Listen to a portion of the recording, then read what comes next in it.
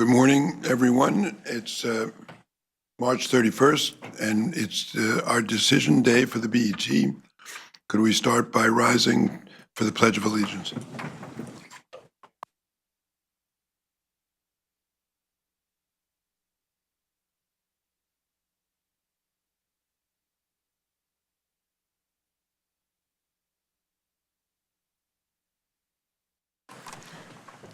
So today we need to approve our operating and capital budget, as well as make other decisions relating to resolutions, grand list amendments, mill rate acknowledgements for the general fund and for the sewer fund. And I think we'll start by making a motion on the budget itself. I'll make a motion to approve the FY 26-27 budget as presented by, after the Budget Committee votes. I'll second that. Motion has been made and seconded to approve the budget. Our controller will now take us through each of the items in the operating budget. And anybody who wants to make an amendment is able and free to do so. I turn it over to you, Ms. Lynch. Thank you. Department 101, Representative Town Meeting, $64,750. Department 102, Ethics, $12,000. I think there's, 105. Keep going. Oh, all right, so, apologies. Keep going. We're good? Department 102, Ethics, $12,300. Department 103, Historical District Commission, $10,000. Department 104, Emergency Operations, $161,640. Department 105, Office of the First Selectman, $1,124,351. Mr. Chairman, I'd like to make a comment here. Mr. Deschamps would like to make a comment. Thank you, Mr. Chairman. In years past, I've made a motion in this Department of 105 for the position of an energy director, and I will tell you that I've had very constructive and useful conversations over the last year in particular with EMAC, and EMAC was able to present their recommendations to this board just a few weeks ago. One of the recommendations they made was the position of an energy director. I've had additional conversations with the Office of First Selectman, with Fred Camillo, and also with my Republican colleagues on the dais today about this position. And I would just say, and I'll be brief here, but one is it's not the best practice for the Finance Board to be necessarily recommending and funding positions that don't have the support of the Office of First Selectman. And I acknowledge that. But what I also want to acknowledge is, what I view as a financial steward of this town, and having been on EMAC for now close to 5 years, the importance that this position presents to the town as a mechanism to save money. There's very few positions in town government that are self-funding, self-financing, meaning the position pays for itself if properly executed. This is one of them. When we look at headcount, and we should be very mindful of the expense that's associated with that for taxpayers. This position is unique in the sense that it helps taxpayers save money. There's numerous energy projects in our town that could use professional, full-time support. I'm just going to read quickly the reason for this position as it was described by EMAC and as I see it. The position would focus on energy management and related cost reductions for our municipal buildings, schools, and infrastructure, and other budget-reducing measures. The position would serve as a critical and much-needed source of leadership and support for town agencies and liaise between the Office of First Selectman and various committees and departments, including the Greenwich Sustainability Committee, Environmental Affairs, Public Works Department, Fleet, Libraries, Energy Management Advisory Committee, and, importantly, the Greenwich Public Schools. The position would act as a main contact and liaison for all outside consultants and advisors. Importantly, the position should be included on all town building committees to assist in the development of energy-efficient construction at the earliest stages of design work and be engaged in the development of ed specs for Greenwich Public Schools and other projects. Among other duties, the position would provide input into the development of capital projects for energy management and initiate, manage, and coordinate all energy efficiency projects for the town of Greenwich and Greenwich Public Schools. The position would also include technical assistance and oversight of energy procurement and budgeting for all utilities and fuels for the town of Greenwich and the Board of Education, including grants, incentives, and utility rebates. Energy costs are rising. There's very little debate about that. I think this position is very important for the town to save taxpayers money. I will be making no motion for this position other than to state that I'm looking forward to working with the Office of First Selectman along with my BET colleagues to see that this budget is put in the budget guidelines this year and the position is in the budget next year and funded. Thank you.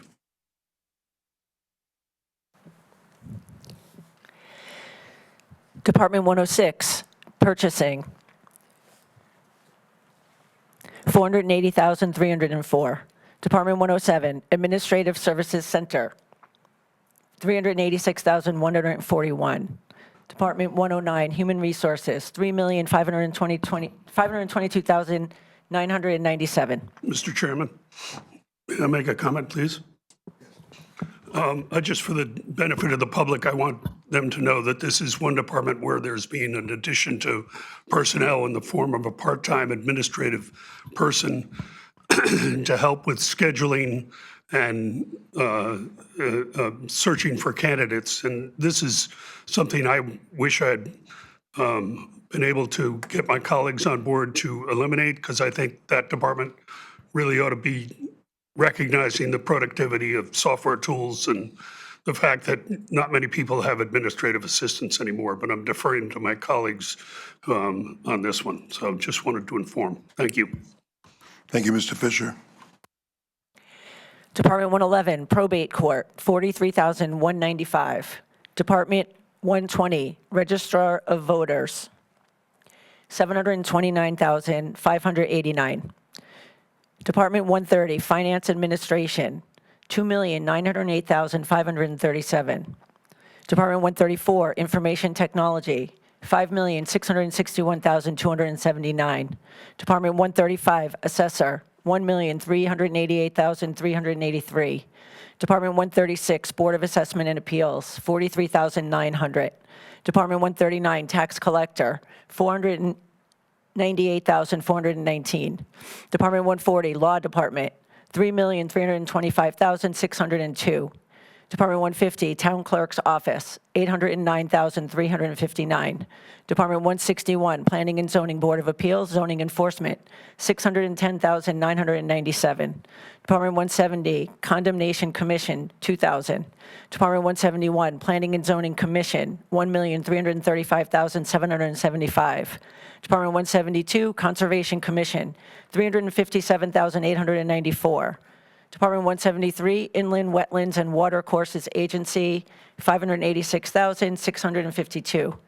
Department 174, Land Use Administration, $325,750. And Department 195, Commission on Aging, $1,099,498. Total General Government, $25,489,312. Fire Department, Department 201, Administration, $2,395,859. Department 202, Fire Training, $999,569. Department 204, Office of the Fire Marshal, $1,046,310. Department 205, Firefighting Force, $14,389,546. Department 206, Fire Apparatus and Equipment, $80,000. Department 207, Fire Department Buildings, $271,250. Department 208, Fire Department Volunteers, $754,000. Total Fire Department, $19,936,534. Police Department, Department 211, Administration, $1,070,997. Department 212, Dispatch, Townwide Communication, $2,888,826. Department 213, General Services, $3,908,140. Department 216, Criminal Investigation, $4,815,627. Department 217, Uniform Patrol, $15,634,150. Total Police, $28,317,740. Public Works, Department 301, Administration, $911,784. Department 302, Engineering Division, $1,604,616. Department 312, Highway, Streets and Bridges, $7,910,046. Department 315, Highway, Board of Ed, Maintenance, $329,090. Joan? Oh, no, one more.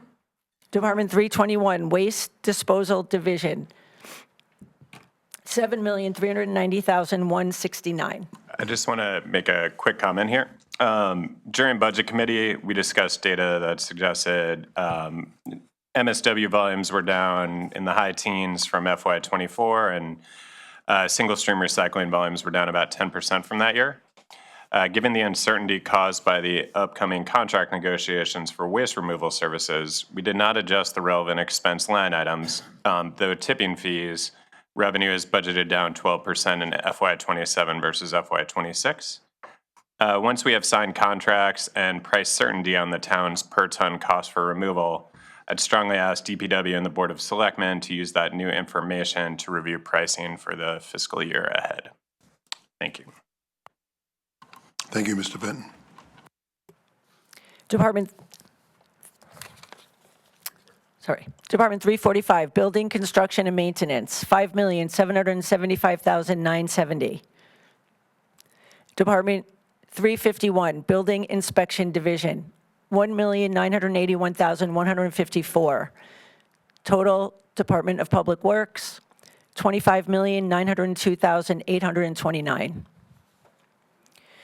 Vehicle Maintenance, Department 380, Fleet Department, $3,646,146. Health Department, Department 401, Administration, $584,182. Department 405, Environmental Health, $803,253. Department 410, Special Clinical Services, $309,473. Department 415, Family Health, $685,908. And Department 425, Laboratory, $388,023. Total Health, $2,770,819. External entities, this includes GEMS, TAG, GADC, the Museum, Channel 79, and SWRCC. Total, $6,463,713. Mr. Chairman, I have a motion. Yes, Mr. Fisher. Yes, this is, I move that this be subject to release $154,000 or half of the $308,000 contribution to TAG, subject to release by the Board of Estimate and Taxation upon receipt and acceptance by the BET of a written mid-year report update from TAG on its operations and financial performance. I'll second that. Motion has been made by Mr. Fisher, seconded by Mr. Fenton. Discussion? Ms. Erickson. I just want to make a comment that I've spoken to Mike Miller in the last couple of weeks, and he has agreed to come before the BET Budget Committee in June, to come before the new BET Budget Committee, just to give a report. And I feel that it's a good thing to get eyes on TAG. There's been a lot going on over there over the years. Things seem to be stable now, but he has readily agreed to do that. And if we feel there's a need to get an oral report or have him appear in person versus a written report in December before the release of the second half, he's more than willing to do that. I just wanted to give that as a point of information. Thank you, Ms. Erickson. Any other comment? I'll just say that Mr. Chair, I also support the imposition of these conditions. As Ms. Erickson has said, there's been a lot going on at TAG, and while things are more stable now, that hasn't always been the case in the recent past, and I think this board should keep an eye on what's going on over there. So I'm fully supportive of Mr. Fisher's motion for that reason. Any other comments? Seeing none, I think we can take a voice vote. All those in favor of this amendment signify by saying aye. Aye. Any opposed? Hearing none, the amendment carries 12-0-0. Mr. Chair, I have a second motion in this line. Yes, Mr. Fisher. External entities, GEMS, I move that 1/2 of the appropriation of $5,012,936 or $2,506,468 be subject to release by the Board of Estimate and Taxation upon receipt and acceptance by the BET of a written mid-year report update from GEMS on its operations and financial performance. I will second that motion. Motion has been made by Mr. Fisher and seconded by Mr. Fenton. Discussion? Seeing no discussion, we can move to a vote. All those in favor signify by saying aye. Aye. Any opposed? The ayes have it, 12-0-0. Ms. Lynch, you may continue. Department of Human Services. Department 501, Administration, $1,620,706. Department 502, Adult and Family Services, $2,073,998. Department 509, Aging Services, Homemaker Services, $722,885. Total for Human Services, $4,417,589.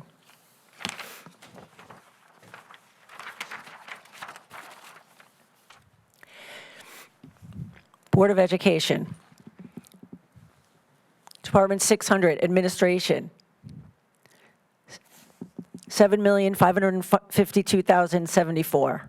Department 620, Instruction, $165,848,732. Apologies. Department 640, Operation of Plants, $8,434,291. Department 650, Maintenance of Plants, $7,182,718. Department 660, Pupil Transportation, $15,529,647. Department 675, Student Body Activities, $2,631,392. Total Board of Ed, $207,178,854. I'd like to make a quick comment. Just given some of the feedback we heard during the public hearing, some written comments we've received, and just other conversations with the community, the hope is in the year ahead that as we move towards the FY28 budget, or at least my hope is that we see the Board of Ed be thoughtful about opportunities to invest to make sure we have the best outcomes for our students, to consider, areas that maybe are investments that can come to an end, but be very thoughtful and open in the public sphere of communicating what are things where they envision the best return and the best outcomes for all of our students of Greenwich, and in a spirit of kind of collaboration while respecting the various lanes that our boards have, and offer to work together to better understand the budget, work through various line items and whatnot to ensure that we are staying within a good path for a proper amount of investment growth, but doing it in a way that generates the best outcomes for our students. Thank you.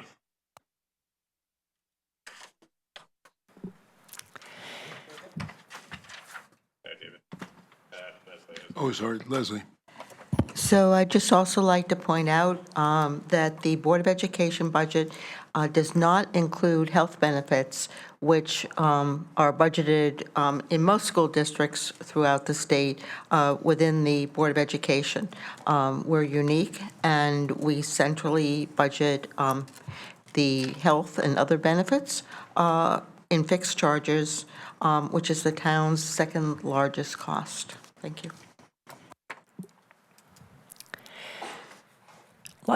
Libraries, Department 701, Greenwich Library, $9,913,949. Department 702, Peterson Foundation, $1,234,273. Department 710, Parat Memorial Library, $1,954,531. Total libraries, $13,102,753. Parks and Recreation, Department 801, Administration, $1,311,608. Department 811, Recreation Division, Recreation Supervision, $135,218. Department 812, Recreation Division, Organized Recreation, $1,158,992. Department 814, Recreation Division, Eastern Civic Center, $566,753. Department 815, Recreation Division, Community Centers, $19,355. Department 816, Recreation Division, Skating Rink, $271,591. Department 817, Recreation Division, Western Civic Center, $344,510. Department 821, Parks and Trees, Administration, $157,911. Department 822, Parks and Trees, Parks Areas Playground, $4,959,460. Department 825, Parks and Trees Division, Equipment Maintenance, $213,889. Department 829, Parks and Trees Division, Trees, $1,896,661. Department 831, Marine and Sorry, Facility, I'm sorry, Joan. sorry, $1,696,661. Department 831, Marine and Facility Operations, Marine Supervision, $271,417. Department 832, Marine and Facility Operations, Maintenance, $888,138. Department 833, Marine and Facility Operations, Beaches, $1,880,288. And Department 834, Marine and Facility, Harbors, and Boating Facilities, $891,112. Total Parks and Recreation, $14,766,903. Fixed charges, Department 901, Town Contributions for Employee Benefits, $46,504,100. Department 901, Account 57,100, Healthcare Self-Insurance, $83,763,510. Chair, I'd like to offer a motion. Yes, Mr. Fenton? Offering a motion to, and I'll give the rationale after, but offer a motion to reduce A90157100 by $1,111,510 from $83,763,510 to $82,652,000. I also shared in this amendment is to increase or reduce 57102 by $933,000 from negative $13,779,000 to negative $14,712,000. I second. Motion has been made and seconded. So To hear any discussion? So just to walk through the explanation, the adjustment to 57100, which is health insurance, is driven by two factors. The preliminary estimate for healthcare premium increase included in the first selectman's budget was plus 13%. Connecticut has since finalized the premium increase at 12.5%, which is especially good given our guess was it would end up higher than the 13% even a month ago. Second, 57100 has been a consistent source of surplus for the town's budget. An additional moderate downward adjustment to 57100 will likely keep the projected healthcare surplus consistent with recent realized results in dollar terms. So the same amount of dollars as this year and the few years prior. The prior methodology is anticipated to increase this account code surplus in dollar terms. And then finally, the adjustment to 57102, which is employee healthcare premium contribution, reflects an expected blended copay share of 17.8%, which was provided by the budget director. Any further discussion on Mr. Fenton's motion? Mr. Fisher? Yeah, Mr. Fenton, do you have an approximate balance between how much was the premium savings and how much was the adjustment for prior history Sure. on the 100? Yeah, so you can think about it just in kind of 0.5% increments, right? So 1/3, 2/3, so call it 350,000 and 700,000. 350 for, One-third being the insurance premium adjustment. 1/3 being the insurance premium adjustment, 2/3 being, Appreciate that. yep. Ms. Erickson? So I just want to clarify, because we don't have the voting sheet projected, so the total decrease is 2,044,510. Are we keeping a running record here? Thank you. Thank you. Thank you, Ms. Kawai. Any other discussion on Mr. Fenton's motion? Seeing none, again, we can take a voice vote. All those in favor signify by saying aye. Aye. Any opposed? Seeing none, that carries 12-0-0. Ms. Lynch, you may continue. I'm just going to read the second part of that, since the motion came in halfway through, just so we're consistent. So Department 901, 57102, Employee Health Reimbursement Contribution. The initial amount was $13,779,000. With the adjustment, it's $14,712,000. Department 902, Unemployment Compensation and Workers' Compensation, $2,210,000. Department 908, Payments for Insurance Coverage, $7,348,277. Department 911, Sewer Taxes for Town-Owned Properties, $572,000. Department 950, Repayment of Debt, Principal, and Interest, $41,791,000. I'm sorry, $41,391,000. Department 999, Transfer to and from Other Funds, $22,446,000. Total fixed charges, $190,455,887. So total general fund, $542,449,079 before adjustments. Thank you, Ms. Lynch. Should we just say the number for after adjustments, just for the record? Yeah. I don't have it here, so you say it. Oh, after adjustment is 540,404,569. Can you say that one Could more you time? please repeat that?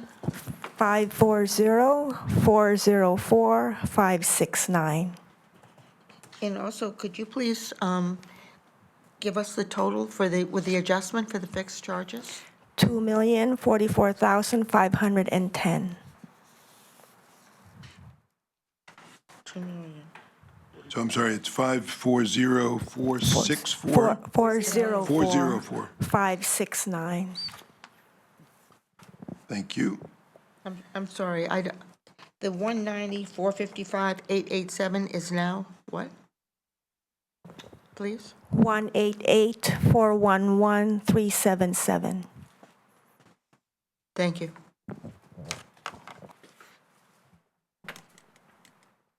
Thank you very much. I guess that will take us to the revenue section. I don't think we need to read each of the revenue items,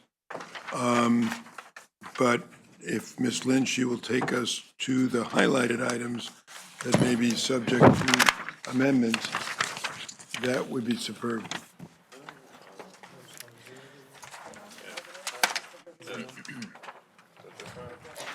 So the first will be Department 351, Building Inspection, Object Code 42165, Building Permits.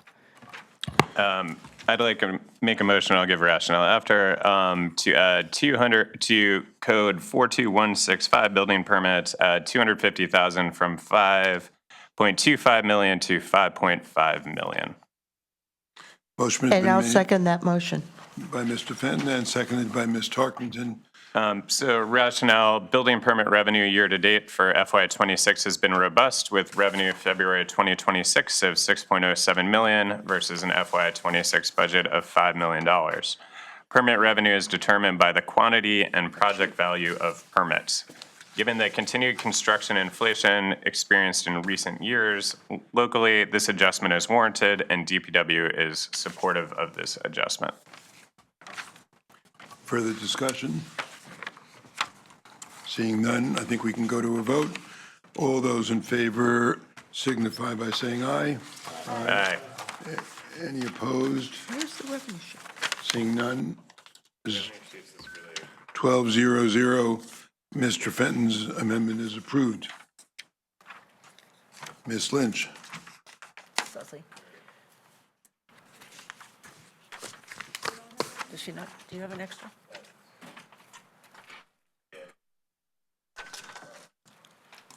I think she has it.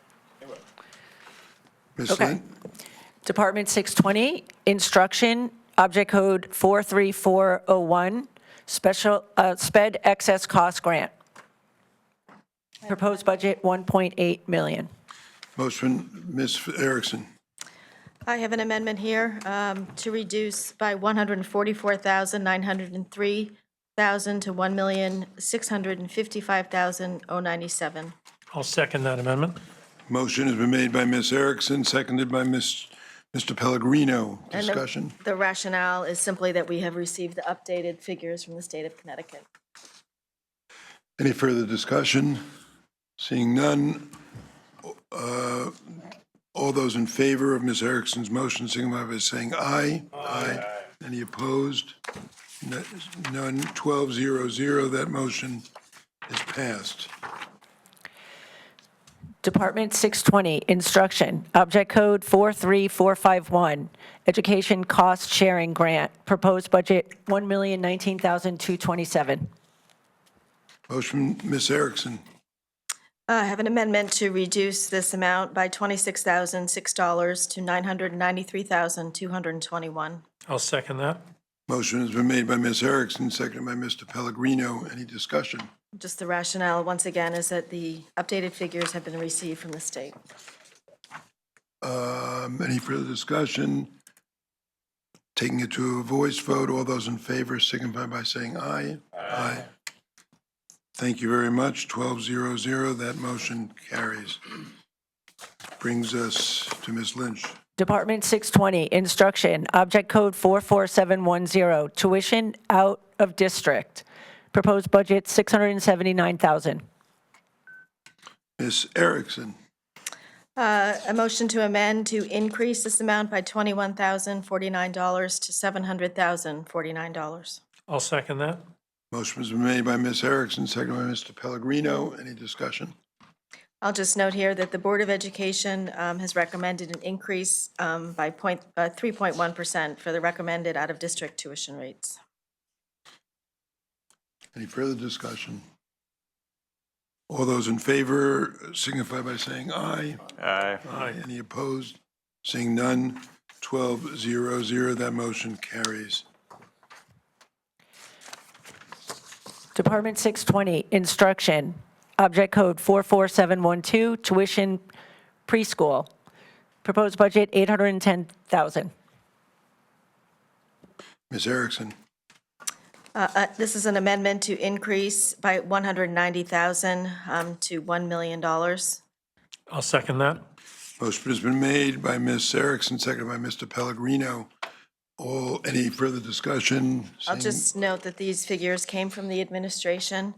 It reflects current enrollment and a proposed increase in the rates of 6.2%. I should note that this has not yet been voted on by the Board of Education. They had a first read. They wanted to wait for additional public comment before taking a vote, but there seemed to be very strong support among the Board of Ed. I'd also note that normally these tuition increases take place in February, so they are a little bit delayed this year. I'm hopeful they get back to their regular schedule next year. Thank you, Ms. Erickson. Any other comments? All those in favor of Ms. Erickson's motion signify by saying aye. Aye. Any opposed? That motion carries 12-0-0.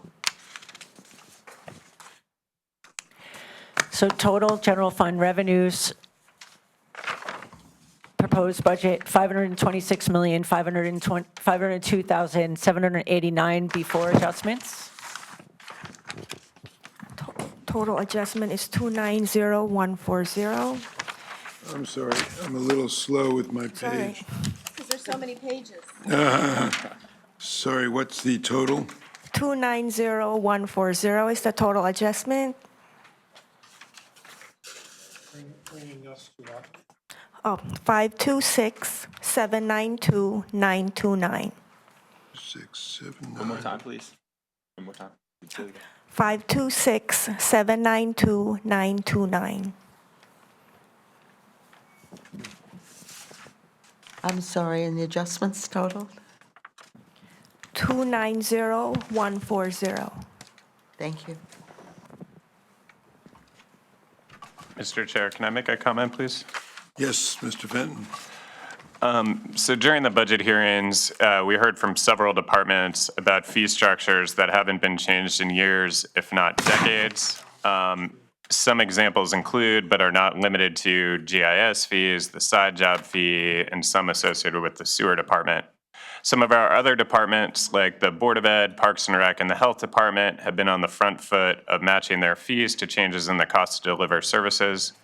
Going into the FY28 budget next year, we'd ask the departments and the Board of Selectmen to be more active in evaluating the fees they charge and whether those accurately reflect the underlying inflation in providing those services. Ooh, protest. Thank you, Mr. Fenton. That will take us now to the capital. Actually, I think we may have missed one step along the way, which is the M&C. We failed to cover the M&C during the operating discussion. I would look to Mr. Olczak. Thank you, Mr. Weisbrod. I am happy to report that we have revised the M&C compensation increase of 2.75%.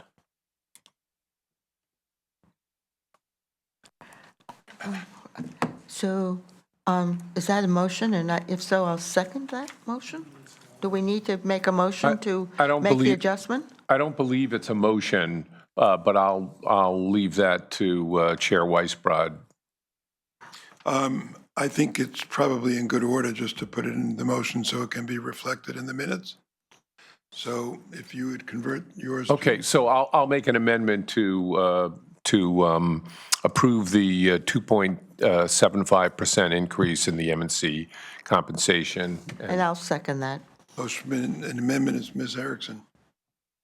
I just want to note for the record that this is on behalf of the BET HR committee. Yes, sorry, I should have mentioned that. Thank you. And just to further clarification, so included in the budget was a proposed or baked-in increase of 2.5%, so the additional 25 basis points. We discussed this before BET Budget Committee decision day, whether or not we needed to do adjustments throughout the various departments, and it was determined that the amount was of de minimis, thank you, Joe, I was looking for that phrase, that it could be absorbed by the various departments, but I agree that it's in good order to reflect that that action was taken by the BET. Right, so the motion was made to reflect the 2.75% increase in, as approved by the HR committee. And then, as Ms. Erickson notes, already included in the budgetary amount, so no change in budget is needed. All those in favor of the motion, please signify by saying aye. Aye. Any opposed?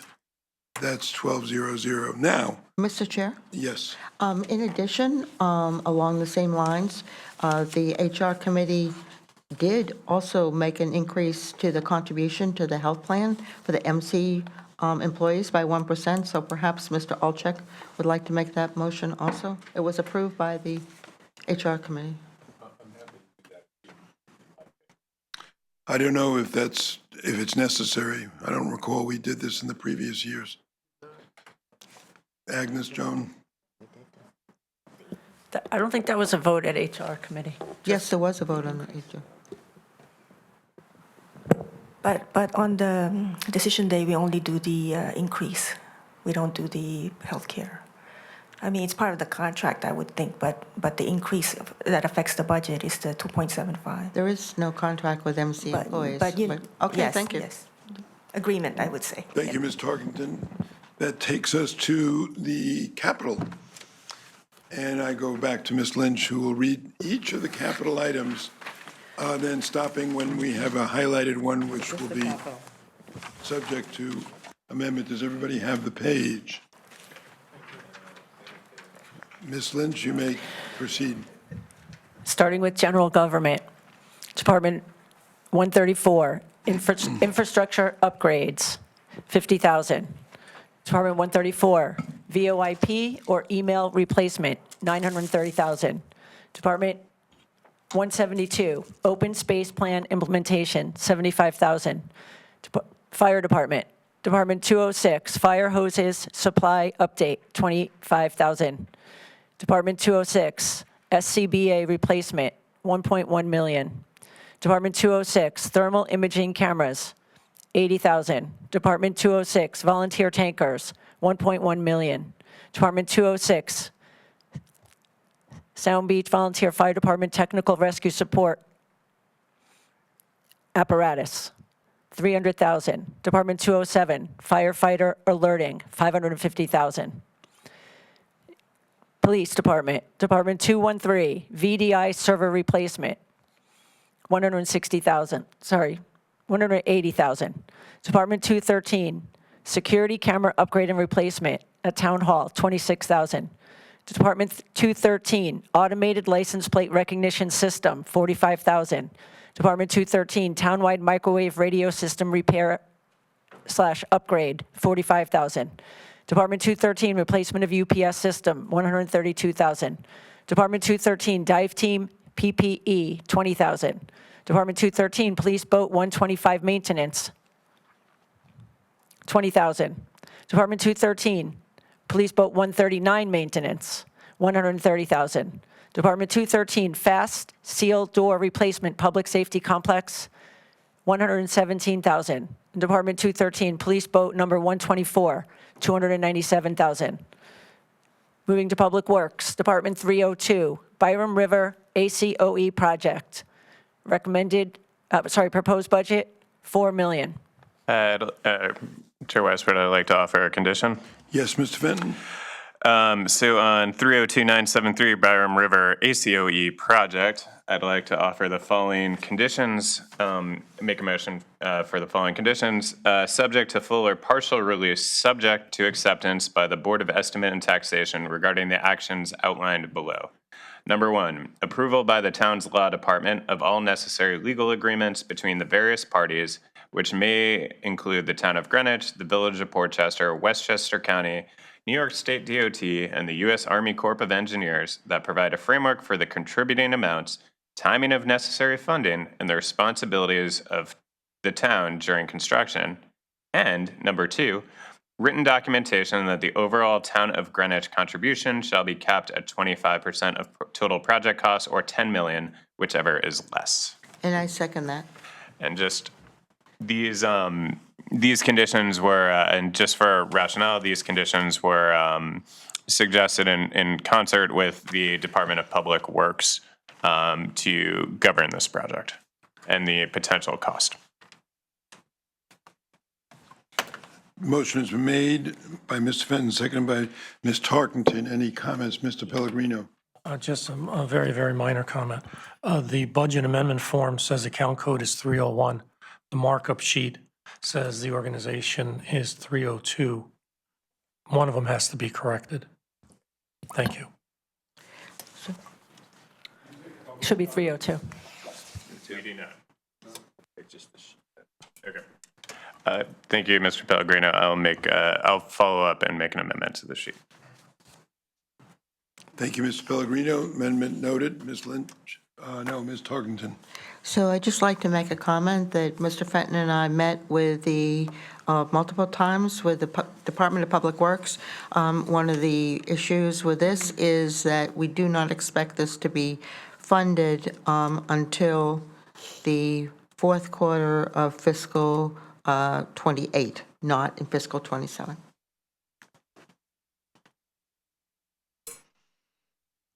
Thank you, Ms. Tarkington. Any other comments? Seeing none, we can take it to a vote. All those in favor, please signify by saying aye. Aye. Any opposed? Seeing none, the motion carries 12-0-0. Ms. Lynch, you may continue.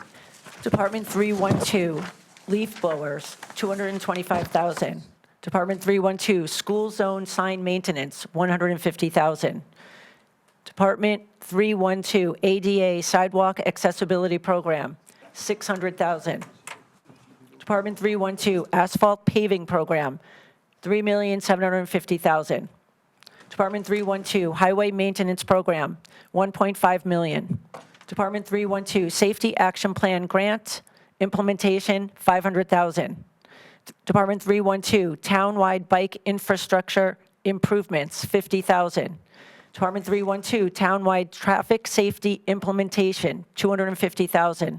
Department 312, Traffic and Pedestrian Safety Improvements, $150,000. Department 312, Grigg Street Bollards Sidewalk, I'm sorry, that is zero. Department 312, King Street Sidewalk, $600,000. Department 312, Fairfield Road Culvert Replacements, $2 million. Department 312, Retaining Wall Maintenance Program, $250,000.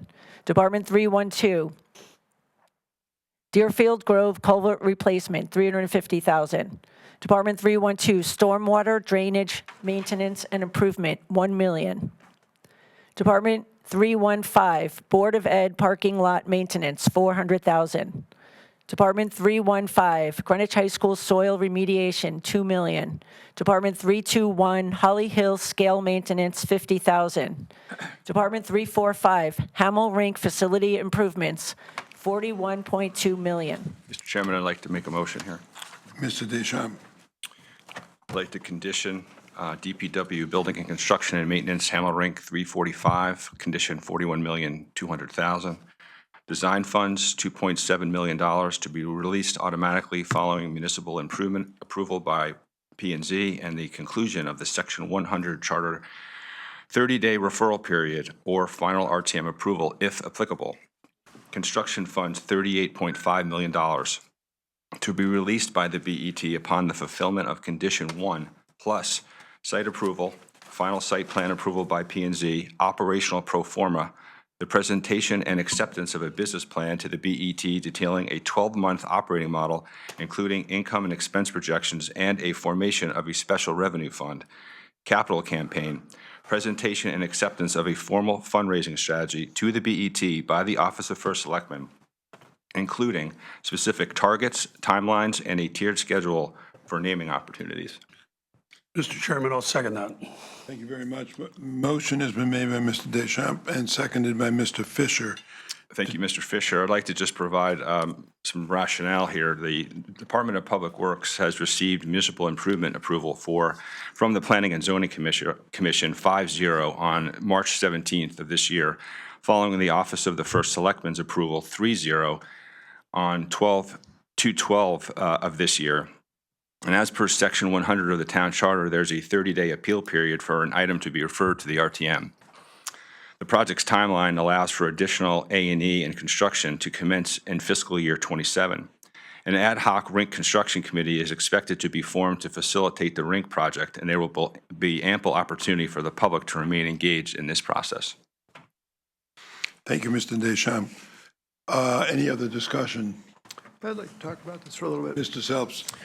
I think we're all aware, everyone on this board, and certainly the members of the public who are attending, that the rink has been in front of this board and indeed in front of the town for a number of years now. Indeed, my very first year in the BET 2021, we saw a proposal for the rink, that time at a cost of approximately $12 million. What I think is different is the degree of thoughtfulness and care that the town has now focused on it. And I want to commend the rink committee and its able chair, Mr. Deschamps, for really putting an intelligent proposal before that. I know that there continues to be some controversy. I also know from my service here, as do many of you, that the vast majority of the people who have spoken on this issue strongly support the rink being built and being built as soon as possible. What I think Mr. Deschamps' conditions do is put a proper tension between allowing this process to go forward, but continuing to give interested parties, including the BET, the right to review the details as it develops. But I think that given where we've come in the last 5 years, I think this is an enormous step forward, not just for the BET, but also for the town. And I think it's entirely appropriate that we both adopt this amendment, but also approve this funding. I think this is a project that is long overdue, and I am really delighted to see that we've come to an appropriate standpoint an appropriate standpoint in terms of looking at the process and having both critical review and community approval. And so I commend the committee, I commend the RINC committee, and I hope that my colleagues will support this. Thank you, Mr. Selbst. Any other comments from members of the board? Seeing none. So I'll just make a quick comment. Just given some questions we've received, I asked Luigi Romano for timing or for feedback on when timing of construction funding may be necessary. In his response, he suggested that funds could be necessary in the spring of 2027 for construction award, so within the fiscal year 27 budget year.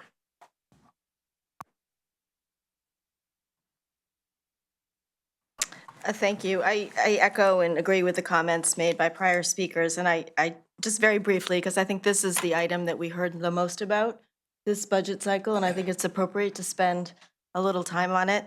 The two issues as I see them, well, overarching is I think everyone does support the replacement of a new rink. The existing rink is well beyond its useful life. So the two issues are the placement and the timing of the funding. And I think that the placement has been discussed in two prior task forces. I think there's still some concern in the community, and I want to acknowledge that, and I appreciate that. It is a big change to that parcel. There's a lot of disruption. There'll be construction. I do think that planning and zoning in their approval process will put forward enough conditions for the final site plan to make it better. But there is a process by which it can be appealed through the RTM, and we will have to see that through its conclusion. It happened once before, and it was rejected, so we'll see what the RTM decides, assuming there is a referral, which I fully expect there will be, if not already. So that is appropriately in the realm of the RTM, the MI. The second piece, which is of our concern, is are we rushing anything? Are we disregarding our process of funding A&E in 1 year and construction in the next? And I would respectfully suggest that it's maybe a little unusual to do both in 1 year, but as Mr. Fenton says, there is a likelihood that we will be ready for construction funding in this fiscal year. And as Mr. Selp said, we have been talking about this project for at least 5 years, certainly longer, but a real project for 5 years. So I think it is appropriate that we advance it to the RTM. They may choose to make a different decision in May when they take up the budget, but I think it is wholly appropriate that with these conditions in place, as Mr. Selps previously said, that it's a constraint that allows it to move forward. So I just wanted to echo those comments. Thank you, Ms. Erickson. Any other comments? I think given the importance of this vote, I would recommend we do a roll call vote. If you could do the roll, Mr. Sure. Fenton. Start on this end. Ms. Bednar? Ford? Mr. Kelly? Yes. Mr. Selps? Yes. Ms. Tarkington? Yes. I am a yes. Mr. Deschamps? Yes. Mr. Weisbrod? Yes. Ms. Erickson? Yes. Mr. Pellegrino? Yes. Mr. Alchek? Yes. Mr. Fisher? Aye. Mr. Brown? Yes. So I think we have 9 yeses, some ayes, and a 4 in there. Unanimous, 12-0-0. Unanimous vote, 12-0. Thank you all. Ms. Lynch, you may continue. Continuing with Public Works, Department 345, Indian Field Fueling Station Canopy, $150,000. Department 345, Old Greenwich Highway Shed, $250,000. Department 345, Senior Center Interior Upgraded, $1.7 million. Department 345, Townwide Roof Replacement, $235,000. Department 345, Roger Sherman Baldwin Park Redevelopment, $250,000. So I have a proposed amendment. So the proposed redevelopment of Roger Sherman Baldwin Park is predicated on the relocation of the existing Parks and Trees building. DPW estimates that this analysis will cost about $150,000. So I would my amendment is to put a condition that the remaining 100,000 be subject to release upon status report from DPW on a plan for relocating the Parks and Trees building. I'll second that. So the motion has been made and seconded. I have no further comment. Is there any other discussion? I'll make a comment. I think the first selectman's wanted to develop the Roger Sherman Baldwin Park since the first day he was elected into office. The hangup has been the Parks and Rec facility there. And so in order to break the logjam, we clearly have to have Parks and Rec move out of that space so we can further develop the park.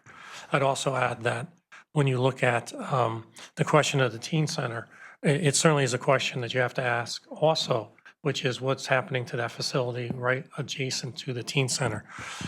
So I support this because we will be putting $250,000 in the budget for this year, and we will be releasing, 150 is going immediately. You're asking for a clear plan to come back to us, and I support that. We need to get on with this. These departments need to finalize where is the Parks and Rec facility going. So I really want this to move forward. Thank you. Any other comments?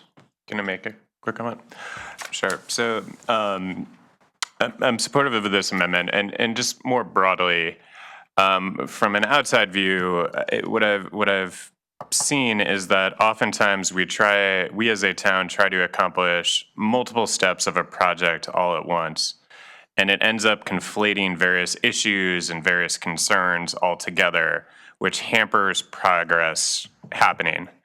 And I appreciate this in that the first job to do, if we were going to redevelop Roger Sherman Baldwin Park, is to figure out if and where and how we are going to move the Parks and Rec. And my hope going forward is this can be a signal or a benchmark of how process can be made more quickly by sequencing things by what's the first job to do, what's the second job to do, and pursuing it in that direction rather than targeting the end result and addressing multiple items at once.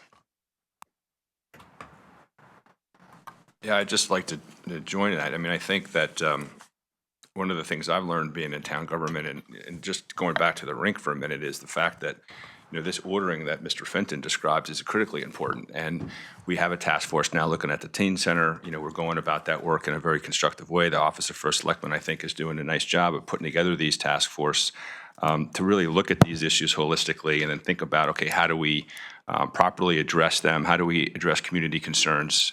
How do we make sure we're getting feedback? And then how are we putting together a plan? And then once that's done, coming to the BET and requesting the funding in order to facilitate those actions, as opposed to looking for money and then kind of figuring out what the plan is ex post the funding. And I think that as a general rule is a pretty good way to operate these projects. So I would hope that we would continue that and move forward with that practice.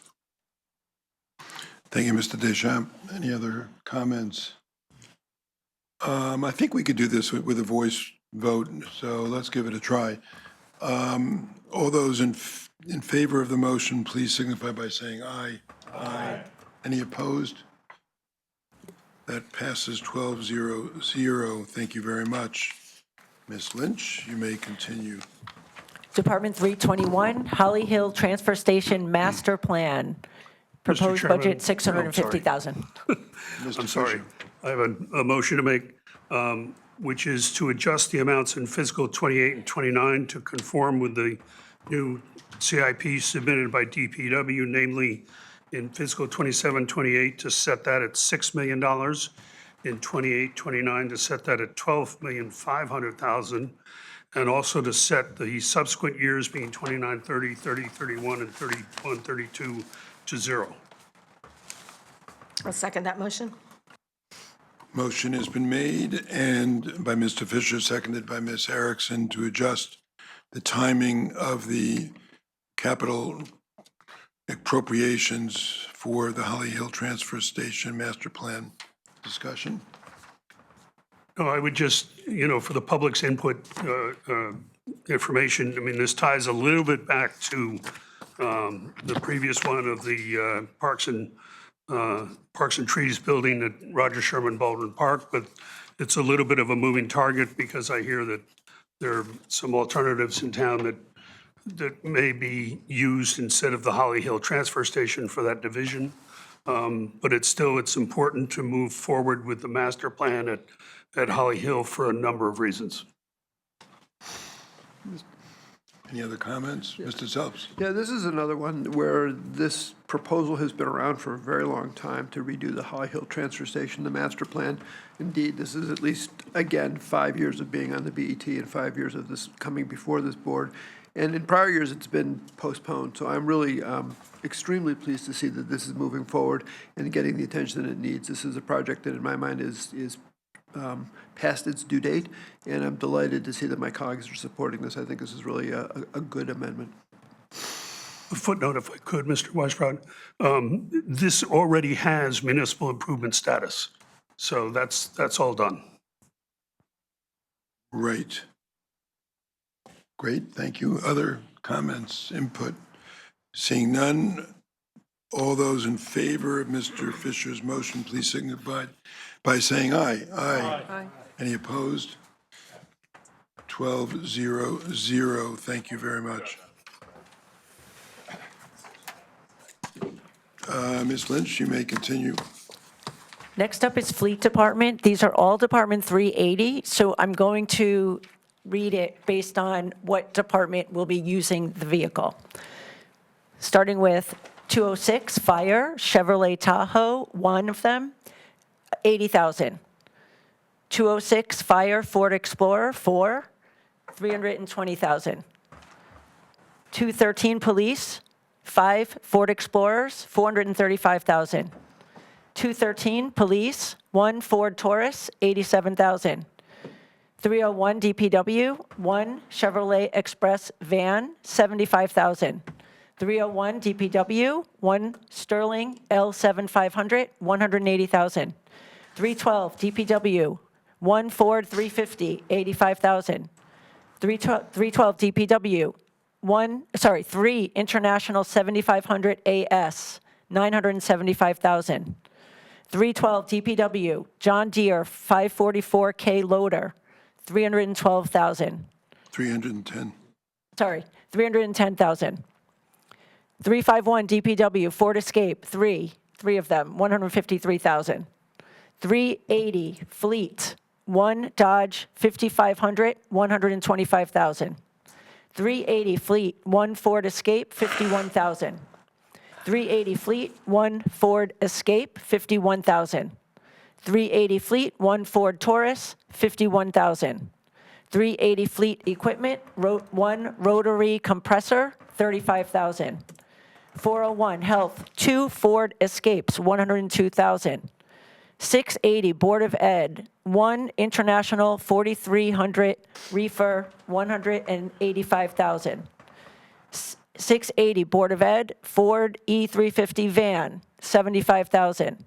680 Board of Ed, 1 Ford Transit, $75,000.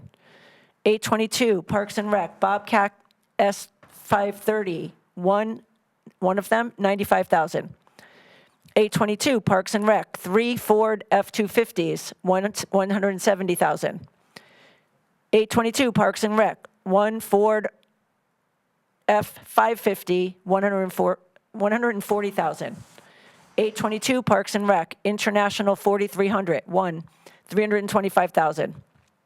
822 Parks and Rec, 1 John Deere 310 SK, $170,000. 822 Parks and Rec, 1 John Deere 4066R, $75,000. 822 Parks and Rec, 1 John Deere 5325, $72,000. And 832 Parks and Rec Marine, 3 Ford 250s, $85,000. Excuse me, Mr. Chairman, may I make a comment? Yes. Yeah, in the Budget Committee, we discussed the police purchase that was indicated that it was going to be Chevy Tahoes, not Ford Explorers. So I don't think we necessarily need to correct it, but I think we ought to sort of indicate there's flexibility in what they're buying, and that's the understanding we had. Thank you. Yeah, I think if, perhaps the best way to handle that is for it to be reflected in the minutes. Thank you, Mr. Fisher. Moving on to external entities.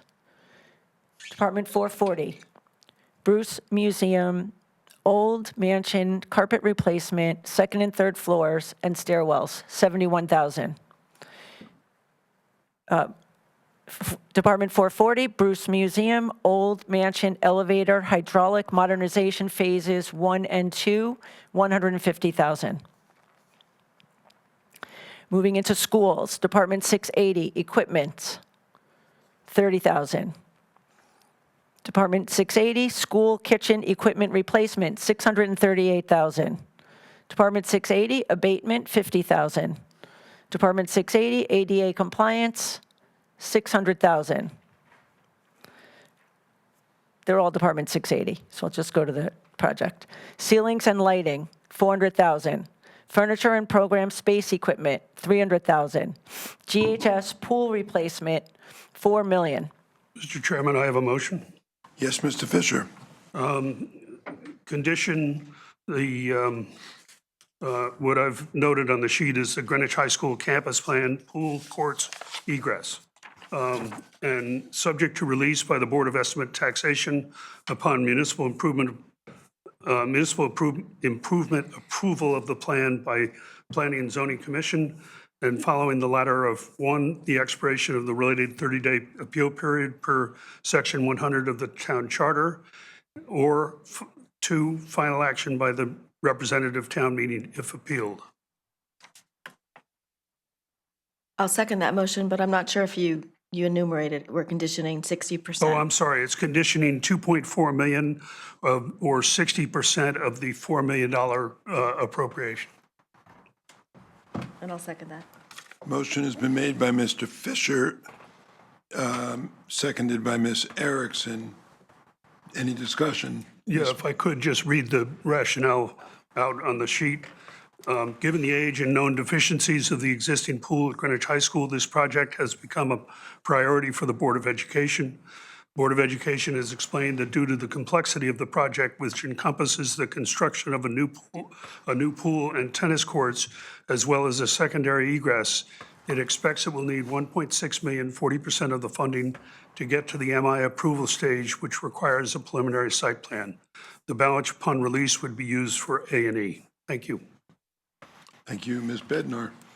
Yes, I just wanted to say, we all received numerous comments and concerns by the Greenwich High School community, and I'm really pleased that the BET is further funding design, planning for the pool, the tennis court, and the egress, and on a whole basis, not piecemeal. So I just wanted to comment that we did listen to constituents from the high school, and I'm really glad we're looking at it as a whole project. Thank you. Thank you, Ms. Bednar. Ms. Erickson. I just want to note that Mr. Pellegrino and myself are the liaisons to the Pool Feasibility Committee, and we had a meeting, I guess that was last week. So we're really looking at 2 options at this point, which is replacing in the existing pool in place or building a new pool on another location on the site, and we're hoping to see good progress. I think we're going to meet again after spring break. Excellent. Thank you. Thank you, Mr. Pellegrino. Thank you, Ms. Erickson. Other comments? Mr. Tarkington. So I just want to add that elsewhere in our budget, in the Public Works, there is $2 million for the continuing remediation project at Greenwich High School. And DPW is optimistic that sometime, probably in fiscal '29, that they'll be able to get the final approvals and sign-offs for the remediation action plan. Very good. Thank you, Ms. Tarkington. Any other comments? Seeing none, I think we can do this with a voice vote as well. All those in favor of Mr. Fisher's amendment, please signify by saying aye. Aye. Any opposed? Seeing none, Mr. Fisher's amendment passes 12-0-0. Continuing on with school projects. HVAC district network closets, $76,000. HVAC at Greenwich High School, $1.5 million. Julian Curtis renovation, $3,369,000. Life safety systems, $200,000. Plumbing and electrical, $280,000. Renovate gymnasiums, $630,000. Roofs, $1,450,000. Security entry redesign, $1 million. Playground replacement, $450,000. Feasibility of town hall addition, $0. Thank you. Mr. Chairman, Mr. Pellegrino? I'd like to make an amendment here. The amendment is to add $250,000 to this line item. I'd ask for a second, and then I'll discuss it. I'll second that. Motion's been made by Mr. Pellegrino, seconded by Mr. Fisher to add $250,000. Okay, Mr. Chairman, I'll read what the amendment says, and then I'd like to add some further comment to it. The Board of Education, Administration, Facilities, Food Service, IT, and Warehouse Operations are located in the basement of the Havemeyer Building at 290 Greenwich Avenue. We all know that that building is aging, requires significant capital investment if we're going to maintain it as the operation building for the school system. School administration has expressed a willingness to relocate if suitable space can be found for staff and operations. The First Selectman has explored other uses for the centrally located Havemeyer Building. This proposed $250,000 in funding is to look at the possibility of an addition to the town hall to accommodate the needs of the Board of Education. This would be coordinated with the Department of Public Works and the Maintenance Department. If I may add some further comments. Please. Okay, so what's really going on here? This board has just discussed the concept of sequencing.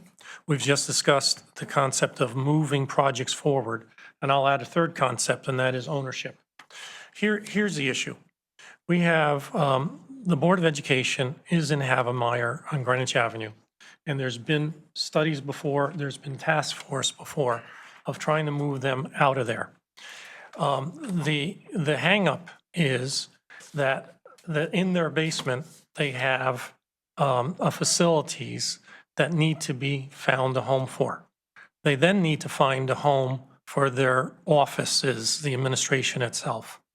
What I'm trying to do here is get this in the budget right now, and I would be open to any conditions if somebody wanted to put conditions on it, but I'm trying to get in the budget right now, so one, that it's in the budget. Second, it puts it on the desk of the operations officer at the Board of Ed, Ben Brannion, and gets us moving towards identifying if the space feasibility of adding on a permanent space to the town hall annex is viable for the Board of Ed's future home. So that's essentially what I'm trying to accomplish here with this amendment. $250,000 gives them the ability, first, it tasks them to get going on this. And second, it gives us a path forward to exploring, is it feasible to even think that we could build onto the town hall? And I think the last thing is, and I'll say this, look, our first selectman has been behind these capital projects. He's trying to solve a problem for Havemeyer. He's obviously behind the rink project. He's obviously trying to do something at Baldwin Park. This is part of the first selectman's wish to get something resolved here, so that the Board of Ed has a future home that they own. There's no rental experience going forward. Those are my thoughts, and I would seek support for this amendment. Thank you, Mr. Pellegrino. Mr. Fisher? Yeah, echoing what's been said about other projects, this has been on the docket, so to speak, for a long time. And I really do believe that it's time to move forward. There are concerns about the livability, shall we say, of the present Havemeyer building. Other alternatives have been looked at. They ought to continue to be looked at, whether it be a purchase of a building or a lease of a building or an addition onto this building. It's regretful that the back wing was torn down in the 60s or 70s, you know, and, but the decision was made then, and we can't go back and reverse it. But I really do think that it is time to move this forward, and I hope that this will get unanimous support of the board. Thank you.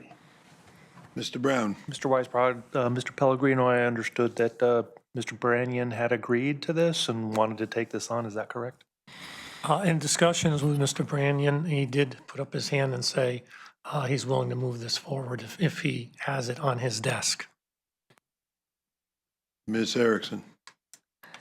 I just want to clarify, because I think that's a true statement, but I also, just to add a little bit of color to it, there's a lot of things on Mr. Branyan's desk, one of which is they are completing a needs assessment for their office needs. There's been discussion of the warehousing facility space, perhaps applying for an MI and being relocated to the Horseneck temporary temporary building, which is really no longer a temporary building. So there's a lot of balls in the air. What Mr. Branyan stated is that if you're going to do this, give ownership to the Board of Ed, not to Town Hall necessarily, although he then sort of said to himself, well, I actually did this when I was town administrator, so I'm taking back what I normally did. So I don't think there's an aversion to the Board of Ed relocating. I think, you know, that the facility has got some known issues. It's not really suitable space to have office space and prime real estate on Greenwich Ave. I think we all recognize that. I think it really is, for me, I'm not against it, but I would much rather have some more information and have them come forward with an interim when they're ready to do this.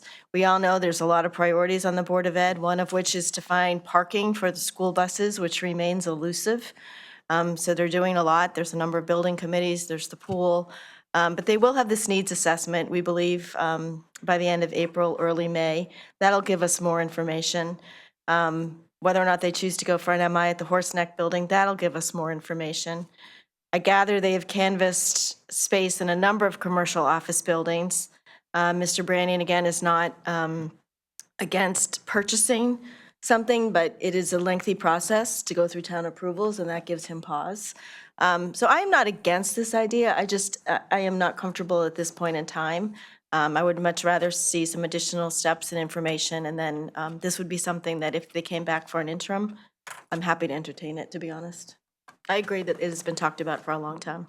Mr. Chair, I reserve time to address Ms. Erickson's comments, but I'm subject to. Duly noted, that's I'm fine. certainly happy to let Stephen go first. Mr. Selbst? Thank you, Mr. Chairman. I'm kind of in the same spot as Ms. Erickson, which is, I think there is common recognition that there's an issue that has to be solved at Havemeyer.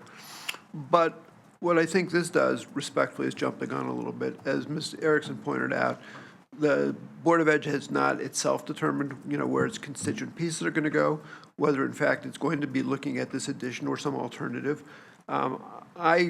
I am supportive of Mr. Pellegrino's idea of making progress on projects, but I think this one's a little bit premature, and I think that I'd be much more comfortable funding this as an interim after we've gotten a little bit more of the information. I think we would all benefit from seeing this a little bit more carefully laid out. This is kind of a, here's 250,000, go figure it out. And that's really not how we've done this from a process standpoint. And as I said, it's not that the principle is wrong, but I think the execution on this one is not really fully developed. And for that reason, I'm not going to be able to support this at this time. Mayor, you can go ahead, then I'll go. Mr. So going to an earlier conversation about sequencing and process, and I'll frame it within Hamel-Rink, where this was presented by the office of the first, or that Hamel-Rink was presented by the office of first selectman. We had conversations and understanding of expectations. We had cost estimates as it relates to Hamel-Rink. And for the conditions of releasing funding, there was, things around the operating plan, et cetera. In this case, this was recently brought forward. There have been no hearings on this, and it has a preordained, to a degree, answer of embarking on a capital project that will cost tens of millions of dollars to add a wing to town hall, which is a major decision. And so I very much appreciate where Mr. Pellegrino and Mr. Fisher are coming from in the goal of pursuing this. However, given where this is aiming to go and the lack of kind of sequencing and process that has occurred before this, it's premature to approve this, and this should follow through a normal process as we have for the other capital plans. And that's what I'll say. Mr. Pellegrini. I now have Ms. Tarkington that wants to talk. Okay, Ms. Tarkington. So I just want to comment, while I'll be supporting this, I do think that it also impacts the RFP, or could impact the RFP that was already issued, because any kind of use of FAR could also impact what a potential investor in the Happen-Meyer building would be able to use. I just want to make sure that that point is out there. Mr. Olchak. So I support this. I'm not going to vote against my caucus, but I support this idea. And I want to pile on for a moment with Ms. Erickson and Mr. Selp's comments. I think we need to bake this a little more. Maybe doing an interim is the right answer. Maybe there's some way to put this on pause and condition it properly. I'm not sure. I'm not sure what the answer is, but I agree. I agree, Joe, with your comments about we need to do this.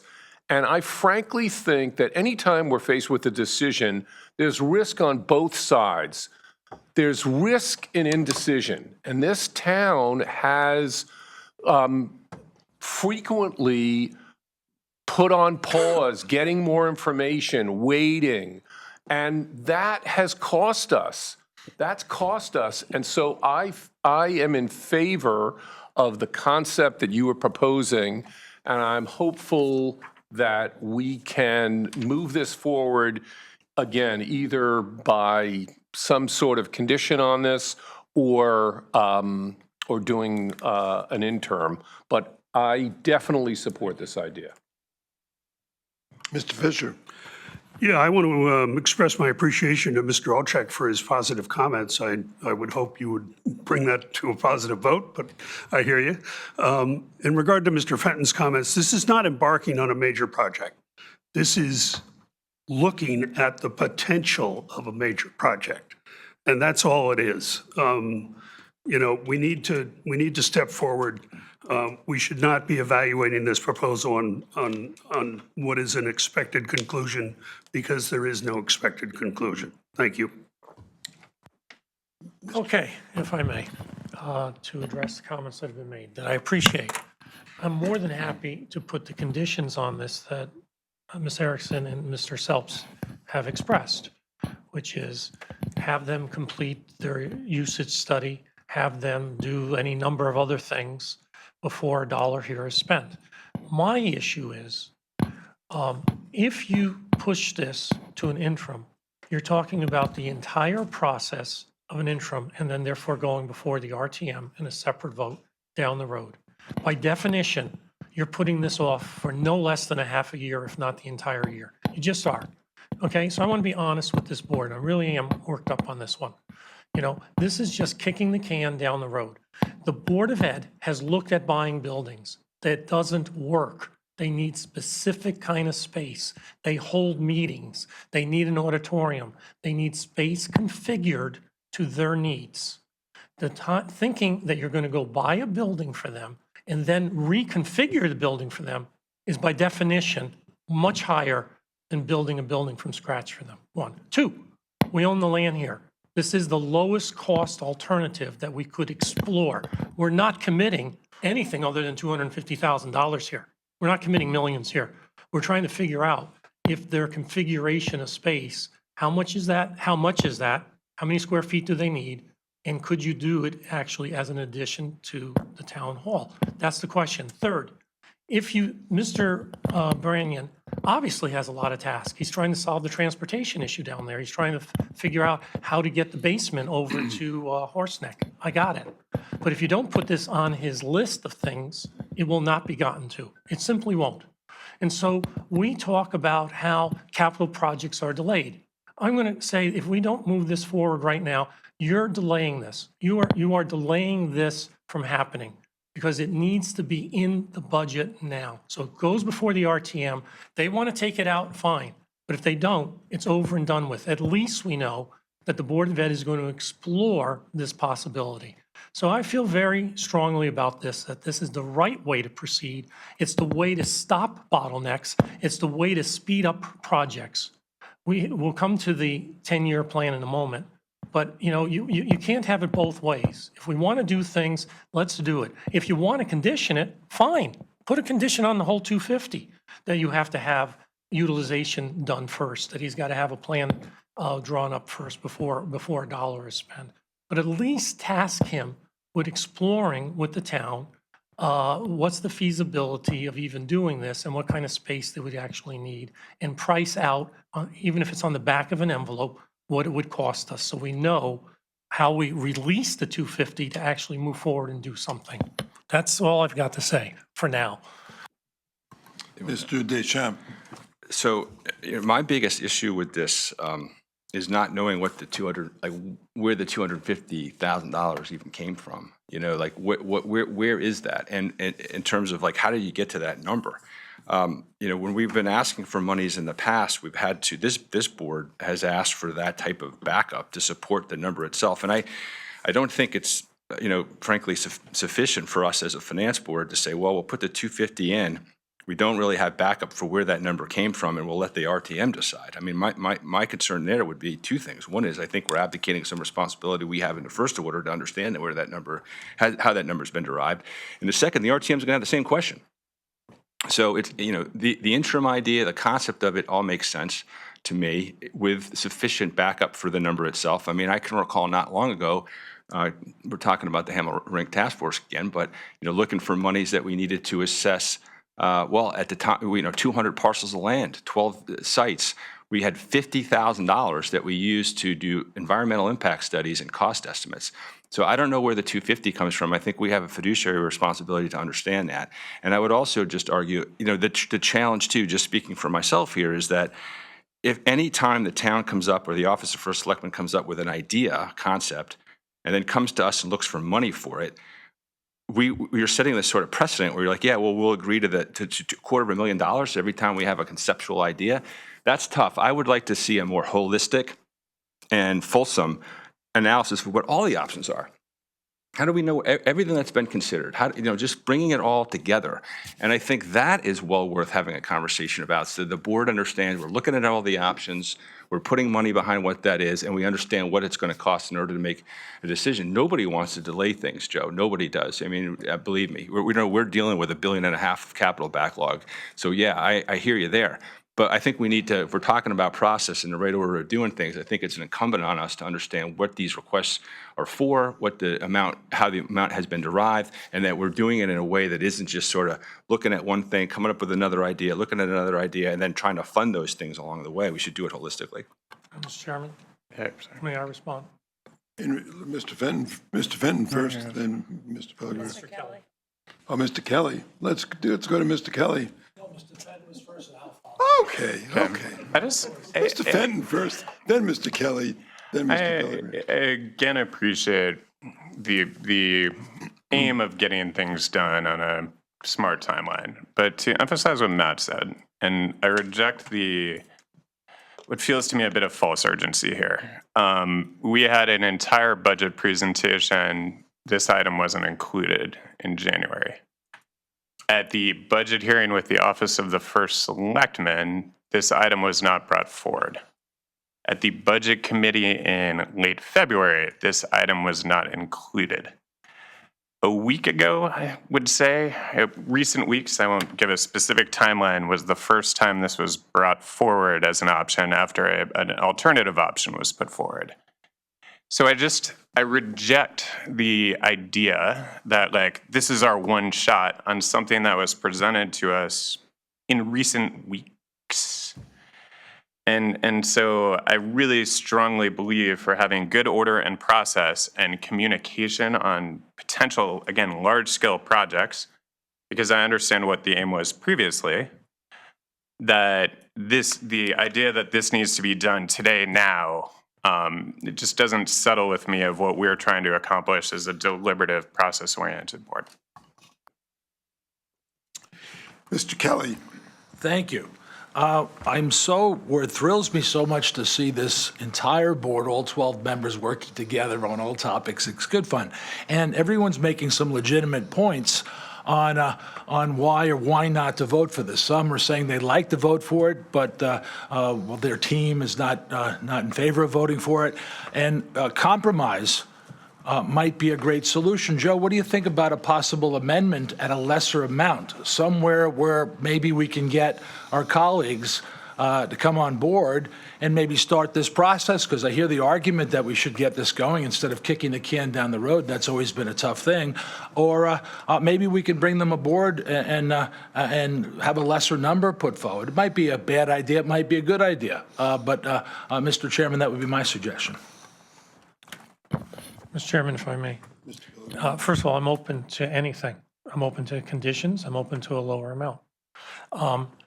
I want to be the first to say, and I'll say this to Matt, we all have enormous amount of stuff to read. I get that.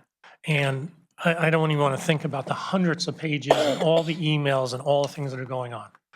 But the number came from Kate Bush in an email to all of us from Luigi. What's Luigi's last name? Romano. Thank you very much. Luigi Romano came up with the 250,000. What's it for? Schematics, drawings, so that he can conceptualize what it would look like. That's where the 250 came from. It did not come out of the air. It did come from the office of the first selectman, and it came from Luigi Romano's, who is our building. Director. Thank you very much, building director. So I just want to correct that, okay? And I realize that we have a lot of moving pieces here. I also realize that dealing with the capital projects and the whole concept of getting everything in there for 10 years now has been quite a challenge. And I'm really proud of our first selectman actually giving us every project in there. As we've gone through this year, I don't see a single item that he's missed. Every single thing is now in that 10-year plan. My comment to Joe Kelly is, Joe, I'm happy to work with my colleagues here in terms of their concern. I just don't think it's unreasonable to put something in here to make it part of this budget, subject to the work that needs to be done to do the presentation. I have no problem with the first step being that Mr. Branyan would have to come, and Luigi have to come before the Budget Committee. Totally appropriate. Doesn't bother me at all. I'm 1,000% in favor of process. What I'm not in favor of is not doing this now and then finding that we're going to be stuck doing an interim down the road, and it's going to be delaying this project. At the end, and the last thing I'll say, and anyone is welcome to comment on it, we did a walk through the Havemeyer building. I just don't want to say publicly what I think of the state and condition of that Havemeyer building. But the more and more we put things off, the worse it is. And if we want to say we're sensitive to our employees, try being sensitive to the people that work in that building. You know, let's be thoughtful about this. I would have hoped that everybody here would say, let's move this thing forward. Let's get going with it. And this is the first step to trying to make something go forward right now. That's the rest of my comments. Chair Weisbard, may I make a suggestion that we take a brief recess and discuss this in our individual caucuses? Mr. Weisfeld, may I make a proposal prior to that with your permission? I would suggest that since people want to hear about the feasibility from the Board of Ed on what they're working on now, that we simply condition this on a report from the Board of Ed on the status of their feasibility studies, you know, in order to get this approved by the RTM and not delay it. So that would be mine, but I'd support Mr. Elchek having a recess. Ms. Erickson? I'm happy to do what the body wishes. I don't know that we need a recess, but we certainly can do that. Just two other points that I wanted to bring up is, one is there is a trust fund.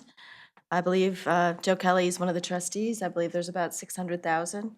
That's an outstanding question I have. What happens to that money? How can we deploy that money? If we don't use it, I think for the purpose for which it was intended, it goes back to the heirs. So that's a question. The other concern I have is, I kind of agree with Doug about the urgency. We have a lot of priorities, and we have to prioritize our priorities, if that makes sense. There was an RFP committee, there were proposals accepted, there was a hearing.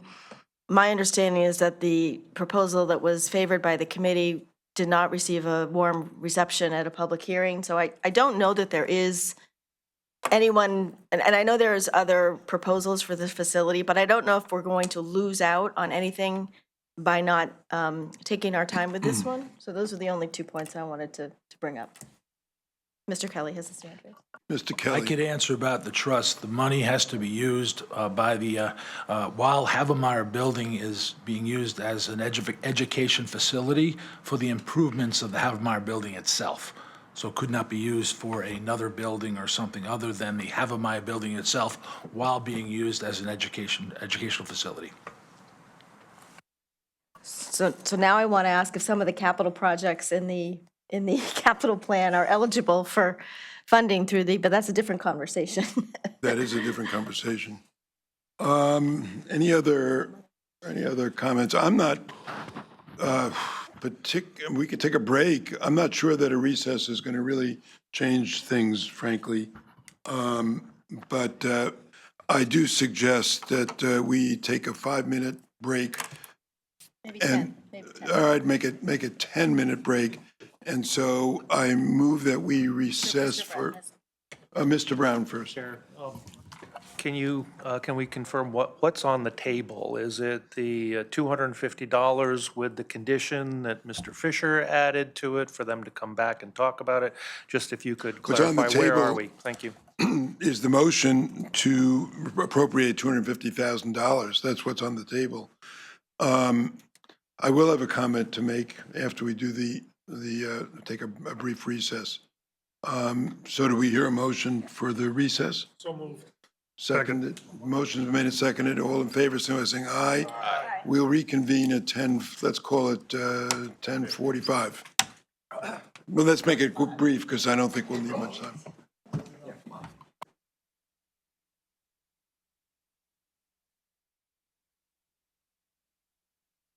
We're resuming at 10:58, having had a very pleasant recess.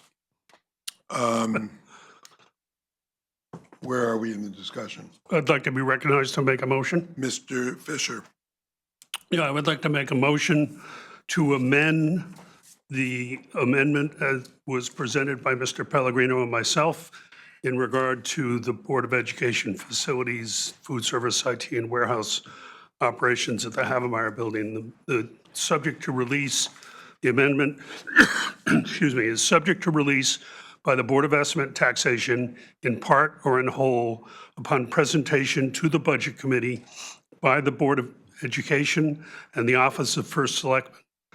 And if I have a second, I'll make a comment. I'll second.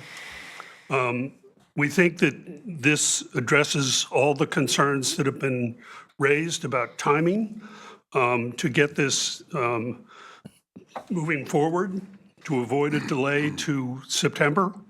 And as another comment, as noted by my colleagues, the Board of Education is working on some feasibility issues. This would come before the Budget Committee. And then furthermore, we're suggesting that Mr. Kelly, as trustee of the Havemeyer Fund, would explore the possibility of using funds from that trust to fund this. So that's my motion. Thank you. Mr. Chair? My comments to second. This activity at the Havemeyer Building's been on the radar screen for a long time, and we need to be moving it along. There are significant concerns on the condition of the building and need to begin moving forward on that. Very much appreciate the need for additional information, more specificity, and I think a presentation will help us get there. We're wanting to respect the process. By moving this forward, by providing it to the Budget Committee to deliberate and engage on it. And again, reminding that this is looking, the 250 is for a feasibility study, recognizing that the Board of Ed is already in the motion, already in the process of doing a needs assessment effectively for what are they looking for, and then what is the possibility of putting it on the back of Town Hall. Those are my comments. Thank you. Can I just ask Mr. Fisher to repeat the condition? I didn't quite get it all. Sure. Subject to release by the Board of Estimate and Taxation in part or in whole upon presentation to the Budget Committee by the Board of Education and the Office of First Selectman.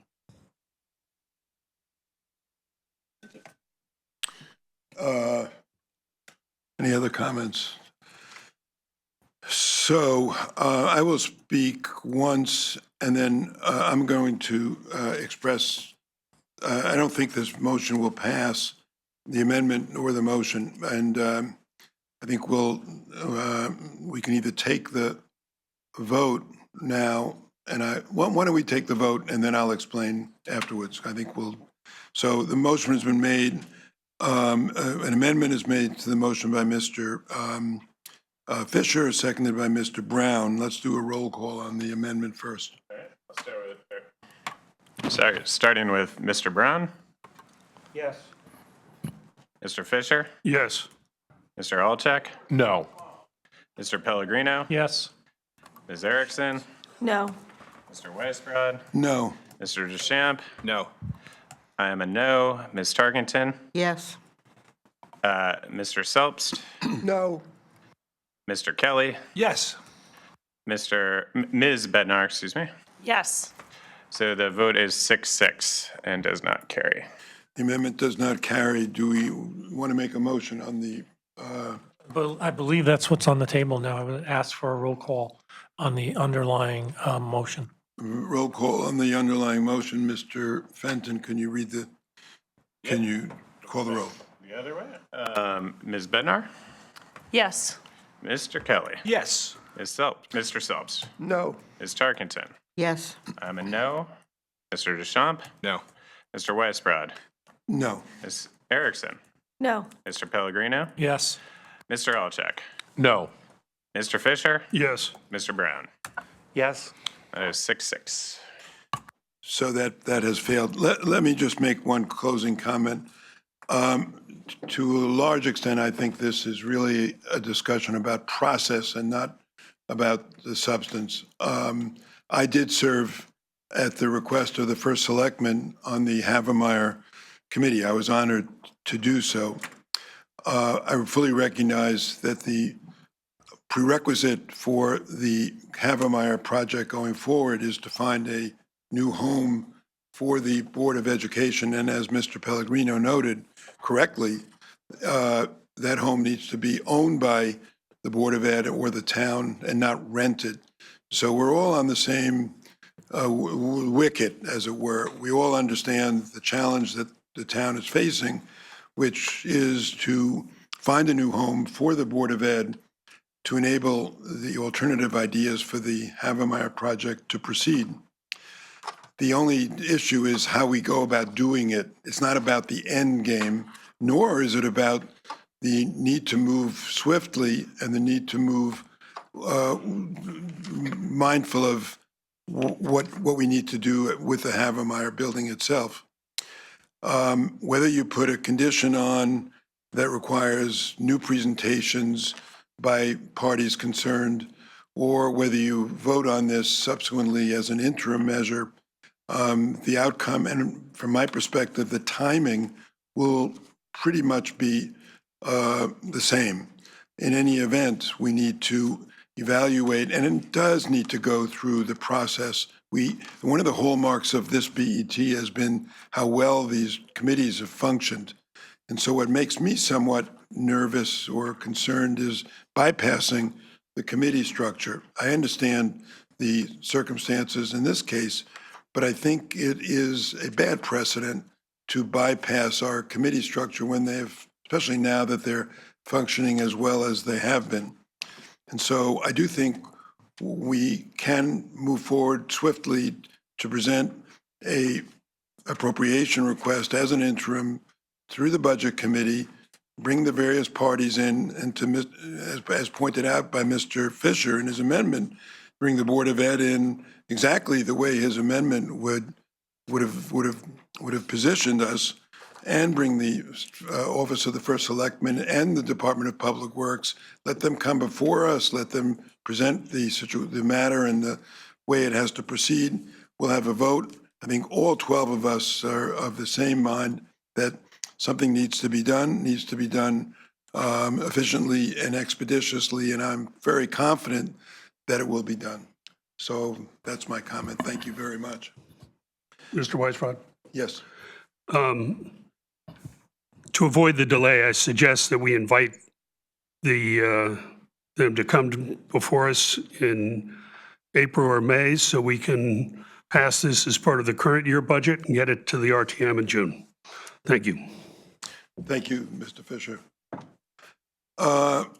So let's move to the next item on the roll here. Okay, moving on to library, Department 701, exterior emergency exit repairs, $400,000. Department 701, flooring replacement and book moving and storage, $150,000. Department 701, IT infrastructure, $195,000. Department 710, window replacement, $127,000. Parks and Recreation, Department 816, rink equipment, $60,000. Parks and Recreation, Department 817, BGWCC walk-in fridge replacement and equipment upgrades, $25,000. Department 822, park equipment, $165,000. Department 822, electric leaf blowers, equipment and infrastructure, $255,000. Department 822, park and court lighting upgrades, $50,000. Department 822, Cone Eastern Greenwich Civic Center tennis, pickleball, court replacement, $50,000. Department 822, ADA master plan for parks and rec, $300,000. Department 822, Coscob field carpet replacement, $30,000. Department 822, playground replacement program, $150,000. Department 822, Park Improvement Program, $60,000. Department 822, Pomerantz, Tuckman, Master Plan and Implementation, $120,000. Department 833, Teleloader, $90,000. Department 833, Island Beach Hull and Keel Replacement for the ferry, $600,000. Department 833, Replace Utility Carts, $40,000. Department 833, Greenwich Point Electrical Upgrades, $100,000. Department 833, Sand Replenishment, $60,000. Department 833, Dock and Pier Replacements, $100,000. Department 834, Seawall Repairs, $50,000. And if it's okay with you, I'll defer on the bond band acquisition and interest until after the capital, the levy. And I was thinking we would continue on through cover capital in the other funds to get through this? Okay. Parking Fund, Department 219, Parking Services Fleet, 2 Ford Escapes, $102,000. Department 219, Parking Services Fleet, 1 Ford Explorer, $51,000. Department 219, MSM Upgrade Replacement Program, $215,000.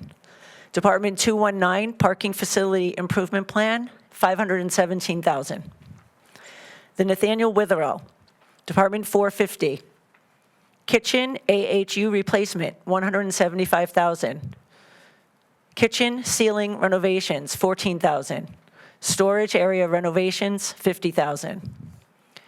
Sewer maintenance, Department 361, pump station rehabilitation, $200,000. Department 361, sewer maintenance, $450,000. Department 361, sewer rehab, $500,000. Sewer improvement, Department 361, Grass Island wastewater treatment plant asset management, $1,255,000. I'm sorry, $1,225,000. Department 361, bond ban acquisition and interest, $37,000. Golf fund, Department 824, cart path renovations, $50,000. These are all Department 824. Landscaping and turf equipment, $150,000. T renovations, $60,000. Bunker rehabilitation program, $100,000. Master plan project upgrade, $70,000. Golf course, back nine, eighth hole restroom, $60,000. Driving range net replacement, $250,000. That concludes capital. The one open is the bond ban acquisition and interest in the general fund, which we'll do after the capital tax levy. Thank you, Ms. Lynch. The next item on the agenda is the capital tax levy. I believe Mr. Pellegrino has a amendment. Mr. Chairman, I'd like to move the following amendment to the capital tax levy. I'd like to add an additional $2 million to what is already a built-in $3 million increase year over year. This would result in a capital tax levy in the fiscal 27 budget of $66 million. I would be happy to second your motion, Joe.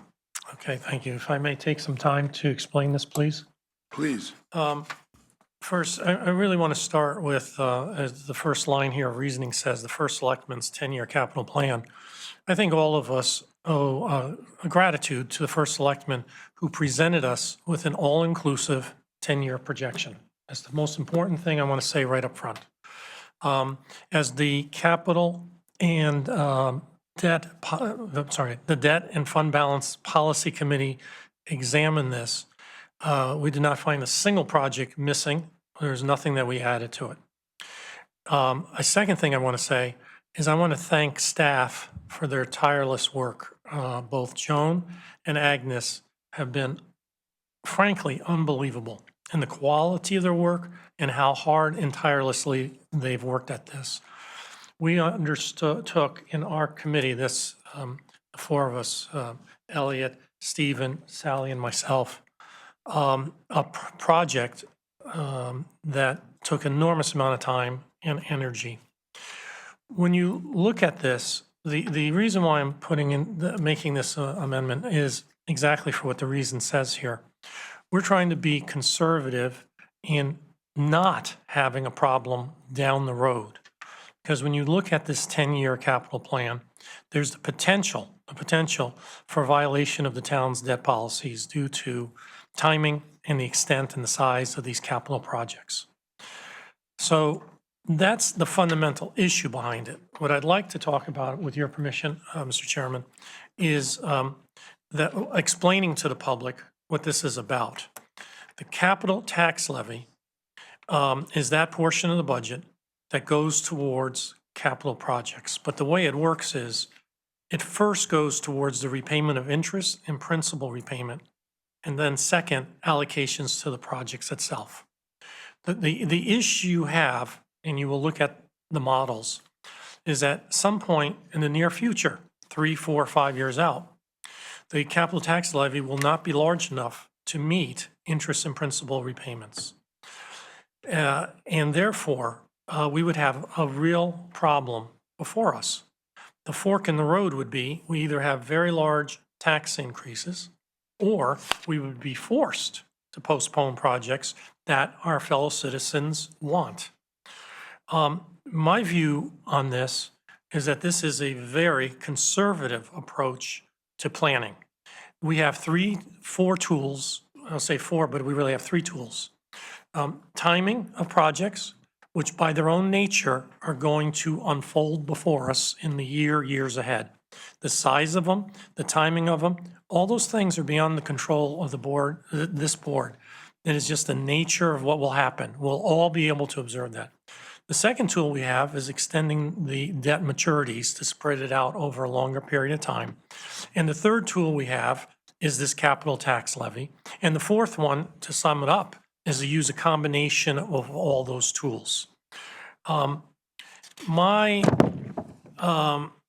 sense here is that it's very important to start right now to build a cushion in the model so that we're not in a bad place in the future. I think I'll hold there. I know, David, that you want to make some comments. I do want to thank all my members on the committee, Sally, Steve, Elliot, for running a process that's been inclusive. We've worked very hard at understanding the model, questioning it, probing it, and I have confidence that the numbers before us, while they may change here and there, are a pretty good picture of what we're looking at as a town as we digest a number of large projects that are before us right now.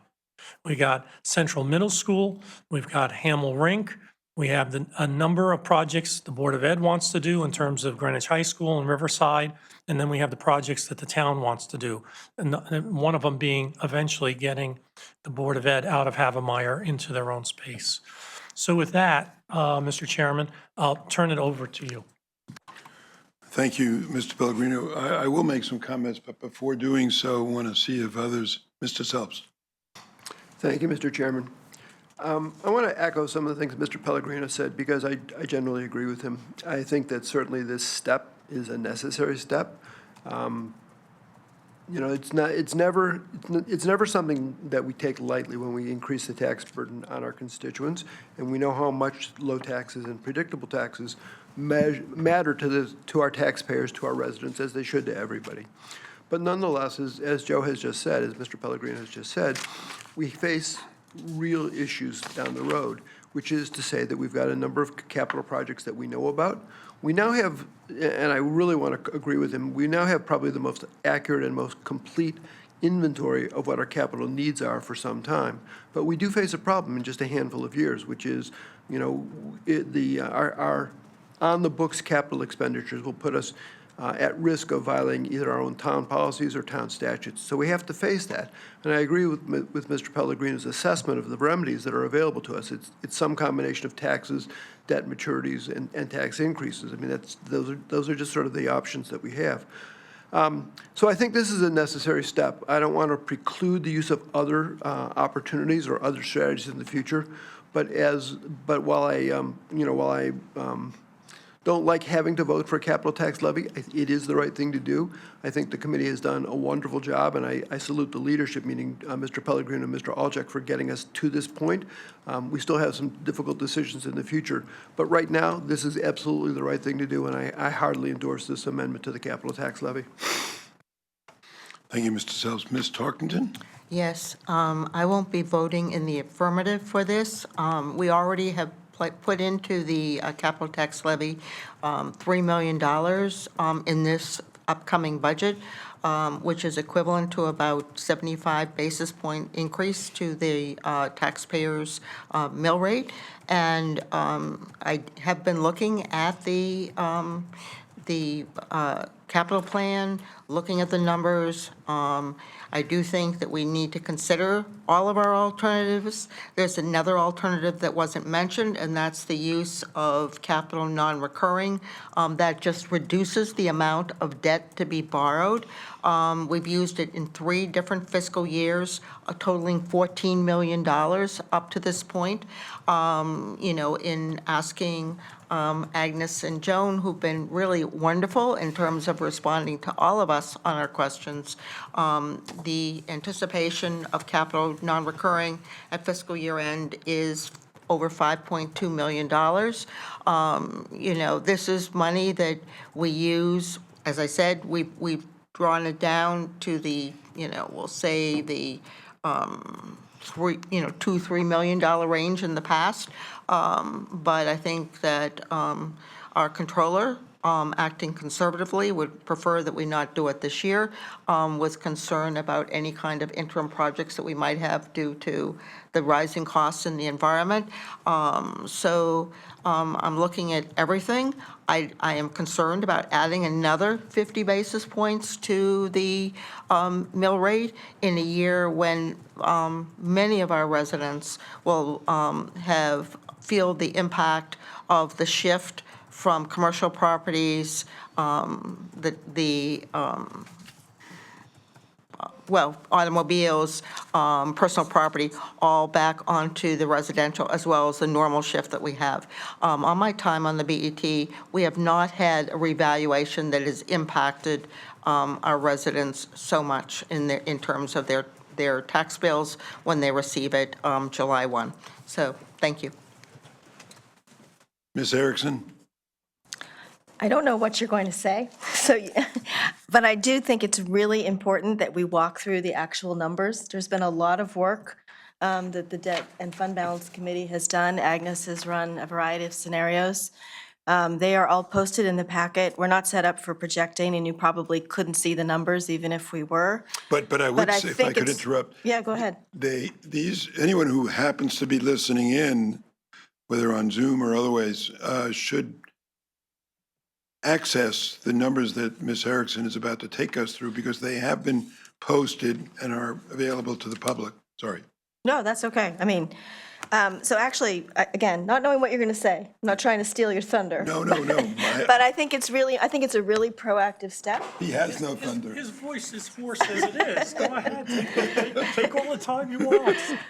This is a really proactive step, and this is exactly what this finance board should be doing. I am very, sympathetic to Ms. Tarkington's concern about the burden on taxpayers.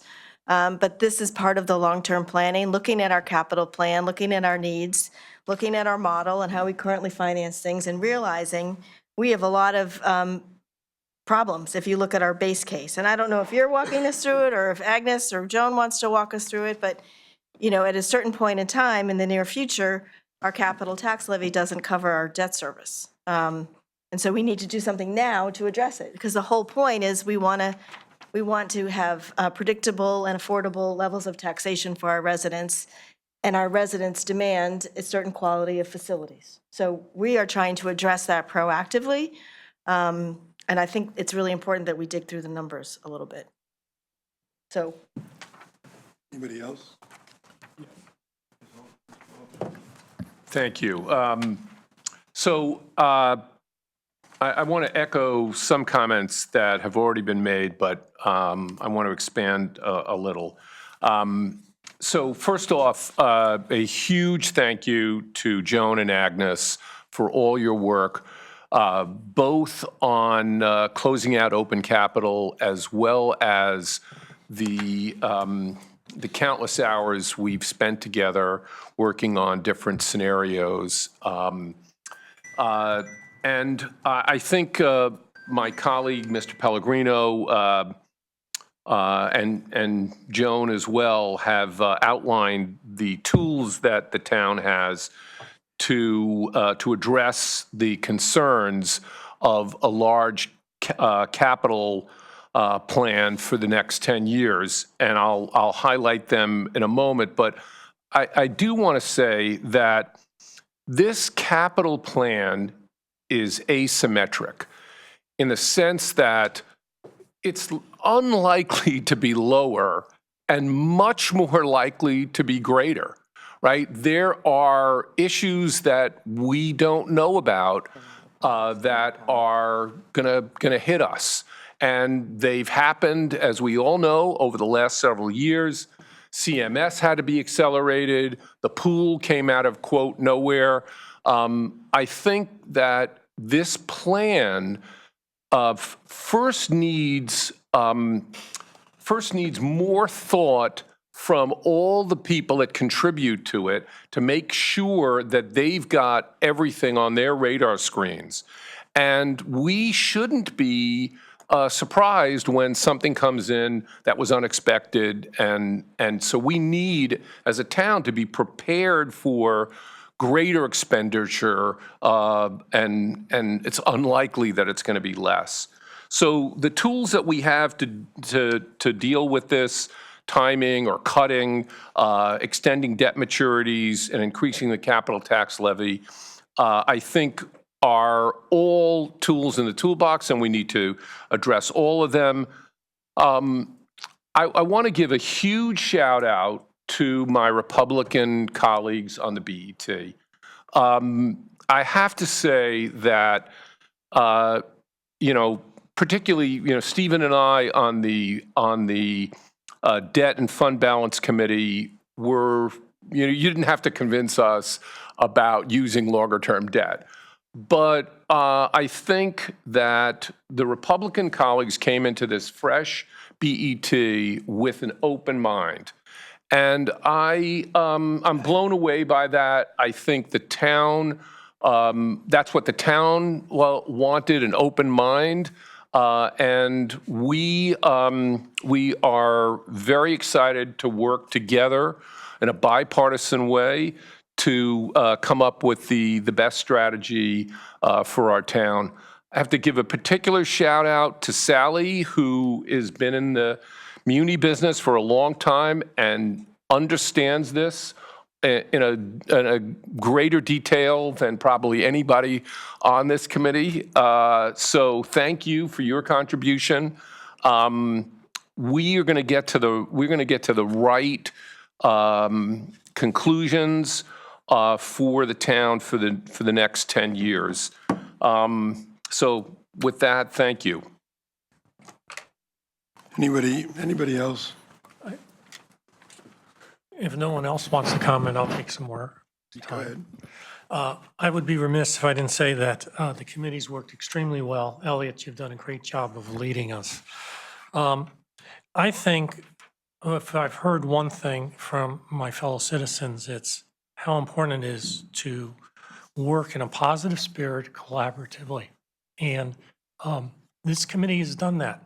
We're asking every question. There's not been a single topic that we haven't been willing to listen to each other, talk about, explore. And the spirit of that, I know, will continue. We have a lot of work ahead of us. We want to keep examining these out years, understanding these projects, understanding the numbers, et cetera, et cetera. So I look at this as a very positive first step.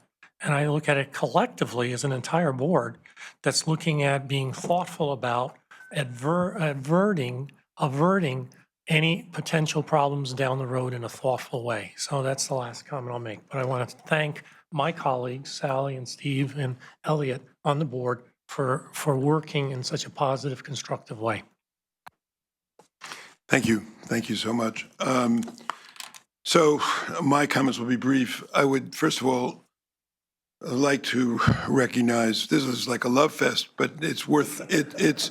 It is a meaningful one and one that is good to do because it's accurate. And I'll start this by saying that my colleague, Mr. Pellegrino, has displayed leadership as he has examined with the Debt and Fund Balance Policy Committee the model. So I congratulate you for your leadership and really think the public should be appreciative of that. And the next thing is the model itself. This is the work of many people over many years and has been debated at the RTM and elsewhere over many years. It was put to life this year by Agnes and Joan, who really, this is not easy, this work. We've all worked in the world of finance and we've had many challenges as we look at financial models. And this one is up there. It's a complicated model to construct and to understand and to run various scenarios. We really should be very grateful to their work, and the public should take use of these models that are now available and distributed. What the models show, and we won't go into them line by line, is that we have about $120 million of projects that cannot be funded going forward over the next 10 years without triggering our debt policy limitations. These are large amount of so the notion of, no disrespect to my colleague who is voting no, that a couple of $1 million. Excuse me, I didn't say I was voting no. Oh, I thought you said you. I said I'm not voting affirmatively. Oh, voting not affirmatively. I do respect that. And but I do think it needs to be pointed out that, you know, a few $1 million that's in the capital non-recurring fund it really pales compared to the $120 million of projects that just won't get addressed unless we start taking actions such as the one that's being presented before us today. So the model, and the most gratifying thing here is that the model is now understood and used not only by the Debt Policy Committee, but by many of us, in fact, I would say all of us on this BET. What a huge step forward. And again, terrific recognition to Agnes for teaching us how it works, taking us through all the avenues and so forth. The good news is that by doing this work now, we have enough time that we can alleviate what would be a challenge 3, 4, or 5 years from now. And as Joe said, we have 3 levers. I think we now all understand that. And how we apply those levers, how we utilize, will be the work of many months going forward of the Debt and Fund Balance Committee. And there'll be lively debates, productive debates, constructive debates. And the more we use the model, the more we have those debates, the richer the town will be. We'll all benefit enormously as a result of that. So I'm just going to conclude by saying that this increase of $5 million that I wholeheartedly support to $66 million should be seen as a first step to put our capital planning solutions, you know, behind us and to put forward solutions that we all know are necessary to get the projects done that we all want. So that's my comment. Thank you. Mr. Chairman, can I make one comment? By all means, Ms. Bednar. So I won't pile on, but again, shout out to the administration for putting it together. I think the flexibility of the model is absolutely a key part to allowing all of us to make changes and see how those changes impact future borrowing needs and the capital tax levy needs. The one thing with models is they always change. Projects change, projects get delayed, and so I think this tax levy increase really is proactive, and I agree with you on that. But when I hear that, you know, some in the public have said we have fiscal cliffs and capital project cliffs and all those, is everyone stay put. It is a flexible model and things do change. The other piece I just want to add, because I know this has come up by some in the public, is, you know, does our model account for grants that we would be receiving from the state or other entities? And it's affirmative, and was really glad to see that in there. So I do think it is all-inclusive now, but things change, and I'm really glad we have a flexible model to meet those changes in the future. Very much, Ms. Bednar. Any other, Ms. Erickson? I want to pose a question that's been asked of me, and Joe knows it's coming. And that is, if the RTM chooses, for whatever reason, to delete the construction funding for the rink, would that have any impact on the decision to raise the capital tax levy by an additional $2 million today? Those are separate and distinct decisions. So there would be no impact on the tax levy if you were to approve or not approve the rink. It's a separate item. The impact on the mill rate of taking out the rink would also be negligible. I suppose it would change our bond interest. But other than that, you know, there's The only impact to the mill rate related to capital, other than the band and bond interest, is the capital tax levy. And as, just to reinforce what Mr. Pellegrino said, the capital tax levy funds past projects and our debt service on past projects, as well as looking forward to future projects. So we are also funding past projects. You're funding debt service, you reference to past projects, and current year cash projects. And I say that only to sort of bring us all down to where most people live, which is not in this model. So I just want to be very clear. Seriously? Really? Just letting you guys all know that for someone saying, well, you cut a big portion of construction money for the rink, why is the capital tax levy still going up? People really need to understand that is the base in our budget that funds the debt service for existing and already appropriated projects, as well as planning for the future.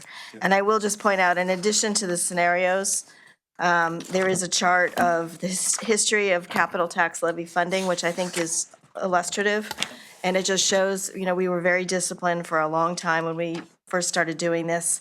And we had a few years where we did not adhere to that discipline. And I think not only are we looking forward, we're playing a little bit of catch up, but I think it's, again, a very proactive proactive step, and I'm supportive of this. Mr. Chairman, may I? Yes. I'm appreciative that you pointed that out, because what I want to just add is, had we maintained the discipline, we would be at a capital tax levy of 75 million now, not 65. I think the public really needs to think about that. So that's just water over the dam as far as I'm concerned. And not to belabor, but even if you permanently did not do the rink, if the community said, we never want to do the rink at all, the extent of the challenge is enough that it would more than justify the increase in the capital and the other solutions that we expect to be forthcoming as the work of the capital and debt, the debt policy committee progresses. So that's the, Mr. Chair? yes. So I'd just like to, add that, when I talked about capital non-recurring, if we were using 2 or 3 or what million, that would also be reducing our debt borrowings in this year without having an impact on our taxpayers. But I also want to further comment on the capital tax levy. We do have to remember that that was the period of the COVID when things changed things dramatically. And in that period, as I pointed out, we did methodically over 3 years use capital non-recurring, reducing our borrowings by the $14 million. In addition, the town was getting very substantial amount on the ARPA funds, grant funding for our projects, and therefore those are projects that did not go into our debt model, but rather were being fully funded by and we still have projects in there that also are being funded by the remaining ARPA funding. So I do think that obviously capital tax levy is important, I agree with that, but we're now at $66 million, and we have to keep our budget in balance, and I just wanted to make those further comments. Thank you.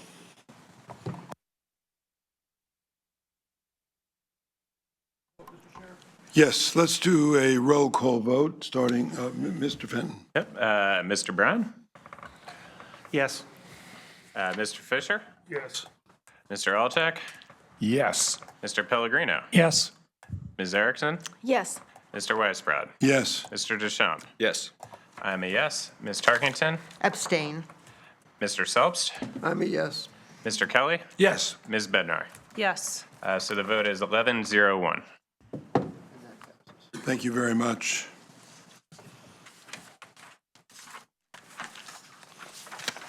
That takes us to the other funds, I believe, or there's a, Actually, can we go back now and do the fixed charges? oh, yes. It's Department 950, Bond, Band, Acquisition, and Interest. due to the prior amendment, that will be reduced by 46,000. The new amount, the new budgeted amount would be 1,765,000. $1,765,000. Do we need to make a motion? I think that will be part of.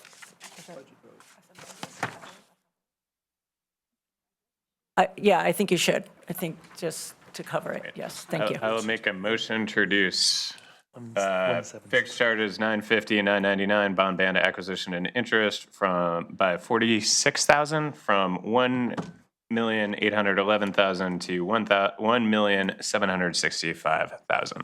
I'll second. Multiple seconds. Seconded by Mr. Pellegrino. A motion made by Mr. Fenton, second by Mr. Pellegrino. All those in favor signify by saying aye. Aye. That's approved, 12-0-0. Thank you. That brings us to the other funds. So if you go to your operating sheets,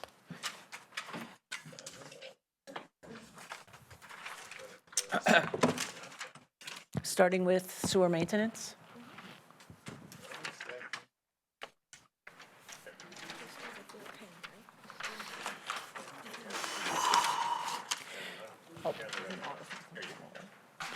So we'll do all the other funds in total. Sewer maintenance fund, $10,076,511.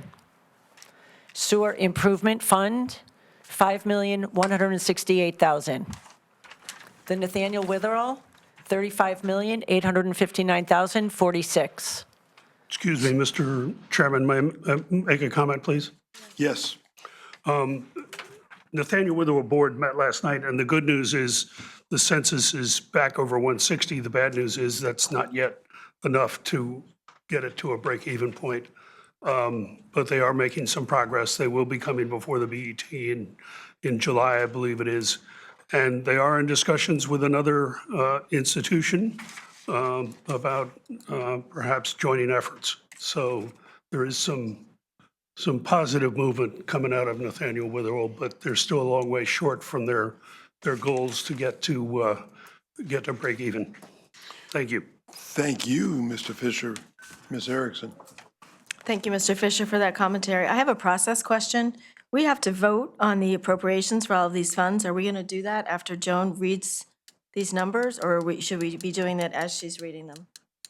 What's the preference? I think we can do it after we read all of the funds. Does that make sense? I'm trying to be less repetitive. Yeah, it'll be quicker. Mr. Fisher, what's your recollection? We vote on them individually, so. Yeah, my recollection is we vote on them individually. Individually, in that case. So I would suggest we go back to sewer maintenance. Okay, Somebody makes so- a motion after Joan repeats the figure, and then we just proceed. All right, let's get that- into a rhythm. Who wants to make the motion for these? Mr. Fenton? Sure. And anybody want to second them? Sure. Okay, so let's rewind the tape. Yep. And start again. Thank you for that. Sewer, First one will be a test drive. Make a motion to fund the sewer maintenance fund at $10,076,511. Second. seconded by, motion made by Mr. Fenton, seconded by Mr. Pellegrino. All those in favor, signify by saying aye. Aye. 12-0-0. Okay, I'll make a motion to fund the sewer improvement fund with $5,168,000. Second. Motion made by Mr. Fenton, seconded by Mr. Pellegrino to fund the sewer improvement fund. All those in favor, signify by saying aye. Aye. 12-0-0. I'll make a motion to fund the Nathaniel Witherall, $35,859,046. Second. Motion made and seconded for Nathaniel Witherell, 35 million and change, well, $35,859,046. All those in favor, signify by saying aye. Aye. Make a motion to fund the school lunch fund, $5,449,238. Second. Motion was made and seconded to fund the school lunch. I like lunch. Let the That goes to record Joe show Kelly. that Mr. Kelly is adamant about being the seconder on that, and we Keeping it consistent for the minutes. no, Agnes, Leo's taking it. oh, Leo, sorry. That one was Joe Kelly. No, Joe is going to stick to all of them. Sticking it, Mr. Pellegrini. Yeah, we're not going to joke around. 5,449,238, all those in favor, signify by saying aye. Aye. 1200. Motion to fund the parking fund, $4,898,324. Second. Motion made and seconded to fund the parking fund, 4,898,324. All those in favor signify by saying aye. Motion to fund the parking fund, the state portion, $938,124. Second. Motion is made and seconded to fund the parking fund. All those in favor signify by saying aye. Aye. Motion to fund the Griffith E. Harris Golf Course Revolving Fund, $2,920,836. Second. Leslie missed it. Guys are joking around now. No, just seconded by Mr. Pellegrino. All those in favor signify by saying aye. Okay, motion to fund OPEB and retirement, $10,843,291. Second. All those in favor signify by saying aye. Aye. Motion to fund the Triple R Department, Shellfish Commission and Harbor Management, $138,651. Second. I think we have to do those separate. We have to do those separate. Actually, normally we do retirement and OPEB separate as well. All right, sorry. Sorry. Leave it on the tape. Okay, I'm going to amend my OPEB and retirement motion and amend it to fund retirement, $2,262,291. Second. All those in favor saying aye. Aye. I have a new motion to fund OPEB, $8,581,000. Second. All those in favor signify by saying aye. I have a motion to fund the Shellfish Commission for $57,651. Second. All those in favor signify by saying aye. Aye. And finally, I have a motion to fund the Harbor Management for $81,000. Second. All those in favor signify by saying aye. All right. Crush the motions. I think we've done the capital for the other funds. So now, I think we're up to the mill rate, which is not a vote.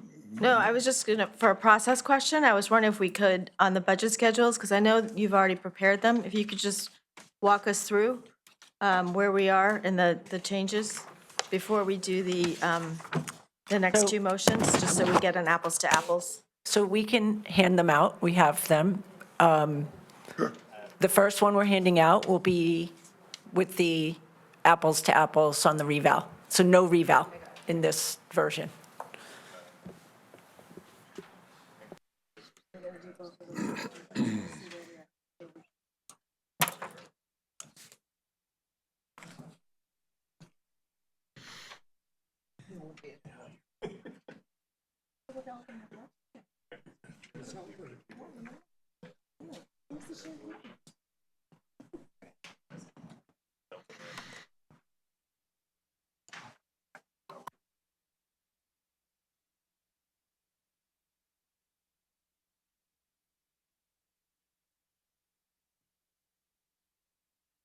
Why is there so much paper?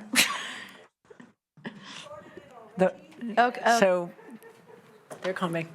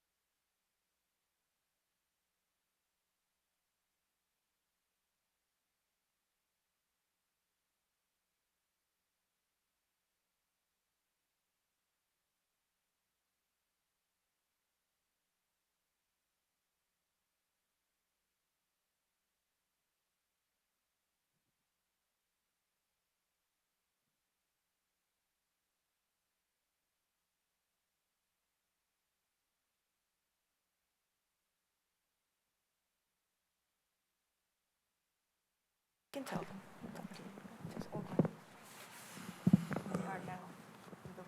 So what you have in front of you is the old grand list, just just for informational purposes. And I don't know if you want us to walk you through this or just show the mill rate increase before any change to the grand list.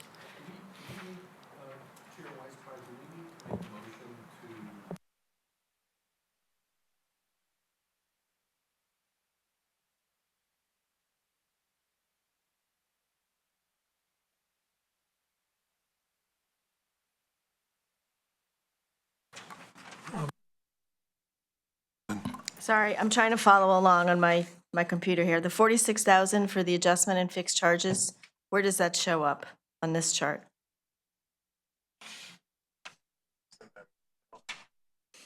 I had it in operating costs, a further reduction, but I don't see it either in operating costs or the capital request, debt payments, or borrowings.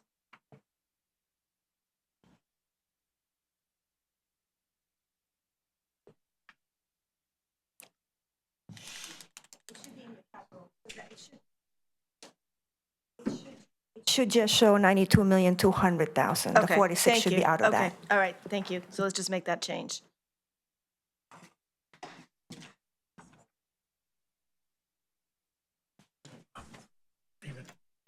Yeah.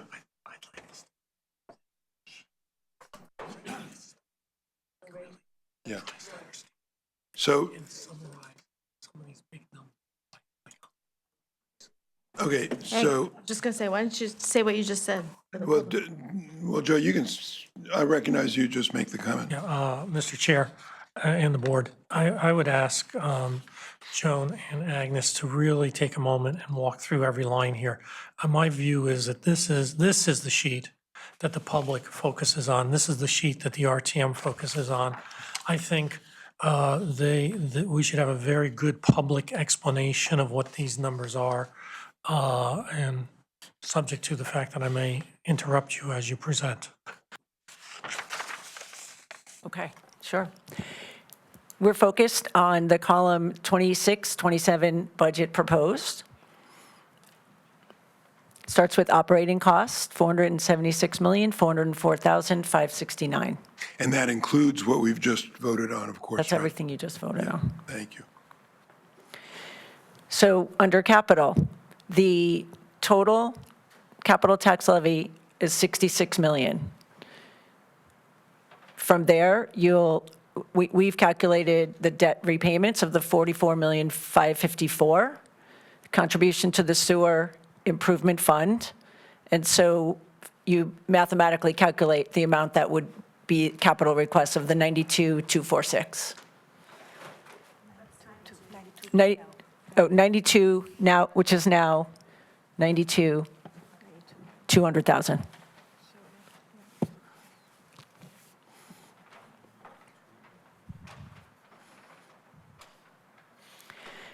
The total amount to be financed, $542,404,000, I'm going to be off, 569.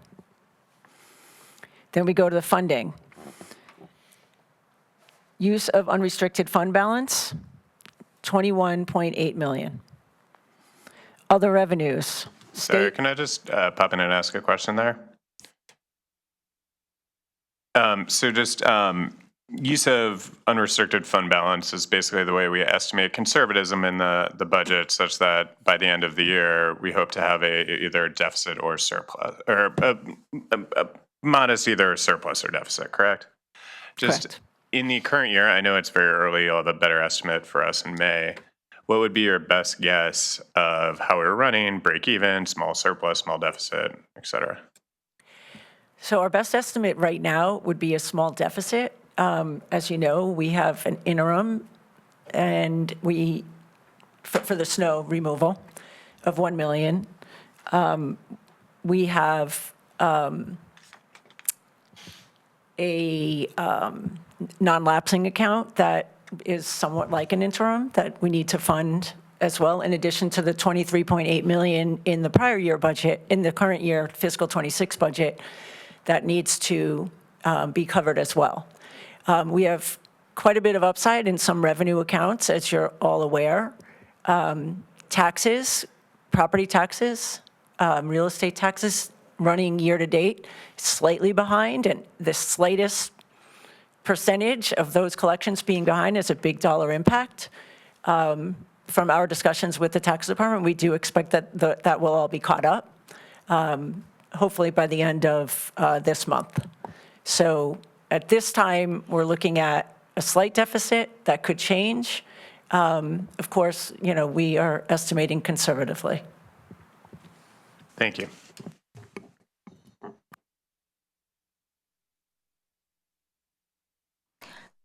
Just two comments on that. Thank you for the question, Doug. So one is, as we discussed in Budget Committee, we talked about unhiding a row to separate the use of unrestricted fund balance and the use for funding prior year losses, which relates to Nathaniel Witherall. I'd like to do the same in this presentation. I think it's more transparent. I think that's what we agreed at Budget Committee, to show what the uses are going towards. It doesn't change the number. It doesn't change the total. It created some questions, which is, so we could talk about that offline. But that's the use of fund balance to fund the Nathaniel Witherall prior year losses. Right. And we're going to get into that more this year as we try and tie those numbers out. The second comment I'll make, just because you brought it up, the use of the non-lapsing account. This is a statutorily enabled piece of legislation that allows the Board of Education to carry over up to 2% of its operating budget for the following year to be used for only educational purposes. Last year, this was used for the first time in our district, and it was used primarily for a specific purpose, which was to address the transportation, the new bus contract. They were under timing pressure to sign the contract. Just so everyone is aware, we have been talking both with the Board of, Joe and I as liaisons have been talking both with Dr. Jones and Ben Brannion, as well as members of the Board of Ed, to understand our position, which is that the practice where surplus funds, maybe with the exception of a very small amount for a contingency, really should be restored to the town, as is past practice, as is consistent with other departments. It is premature, but I just want everyone to know we've been having those conversations, and I really don't think we could be more clear. Yeah, I just want to pile on. We're in agreement on this. We believe that the Board of Ed should put those funds back to the town. If they were to not and take an affirmative vote to put them in a restricted, non-lapsing account, I'll speak for myself now, I'll be extremely disappointed in them.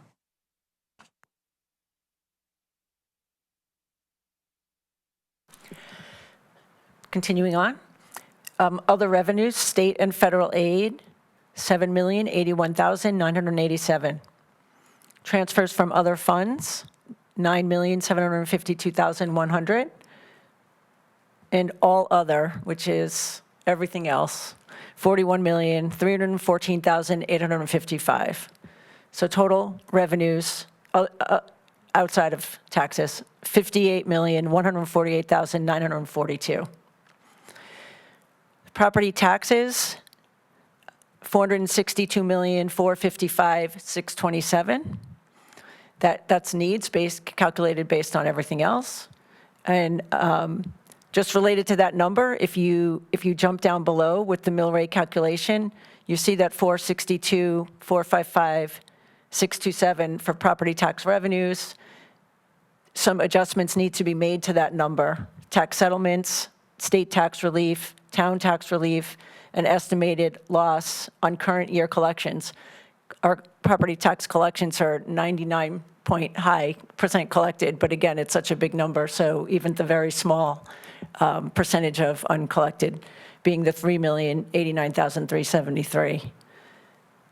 So the total required tax levy is $468,045,000.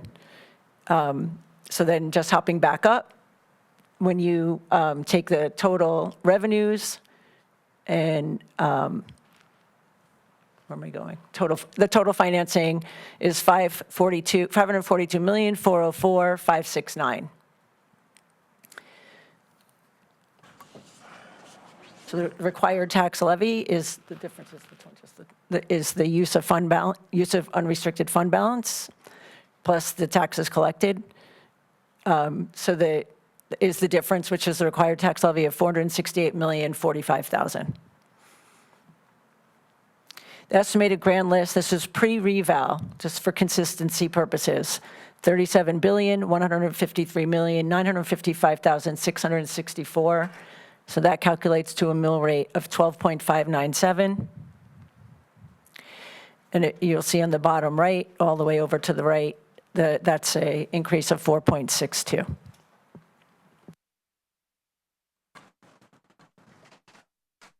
Mr. Chairman, Mr.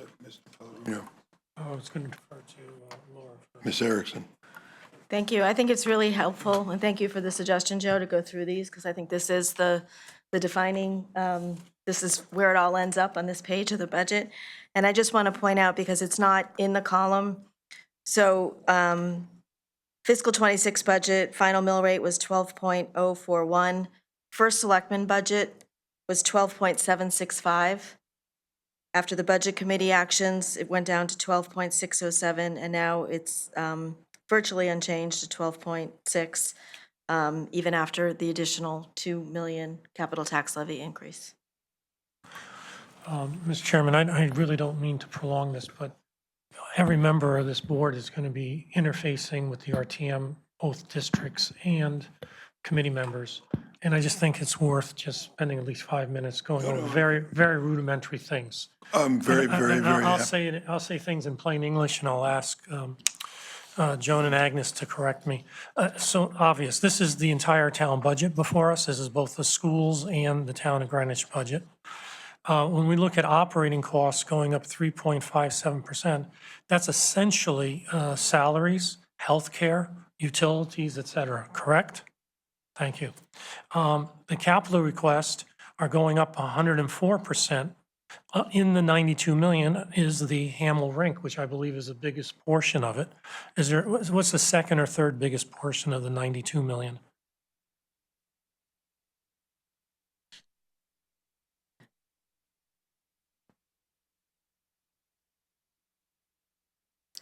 I know 4 million's in We there have, for. I was just going to say, we have a school. cheat sheet right here. You I know, can where's just- The that 4 cheat million sheet? for the DPW Byron Bridge project comes to mind. Well, the reason why I'm doing this is because I know this is what the questions are we'll get hit with, and so I'm just trying to help us all have a nice cheat sheet when we start talking about it. People are going to immediately say, how did the capital request go up 100%?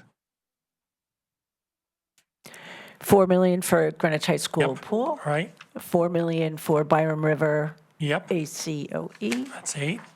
What's the 4? That's about 50 million right there. asphalt paving, 3.75. Well, the volunteer tankers and the self-contained breathing apparatus is both 1.1, so that, you know. Julian Curtis. Julian Curtis, 3.3. All right, so one suggestion, be helpful to give out to all the members here, a nice cheat sheet of here's the have key it. break. No, that's too big.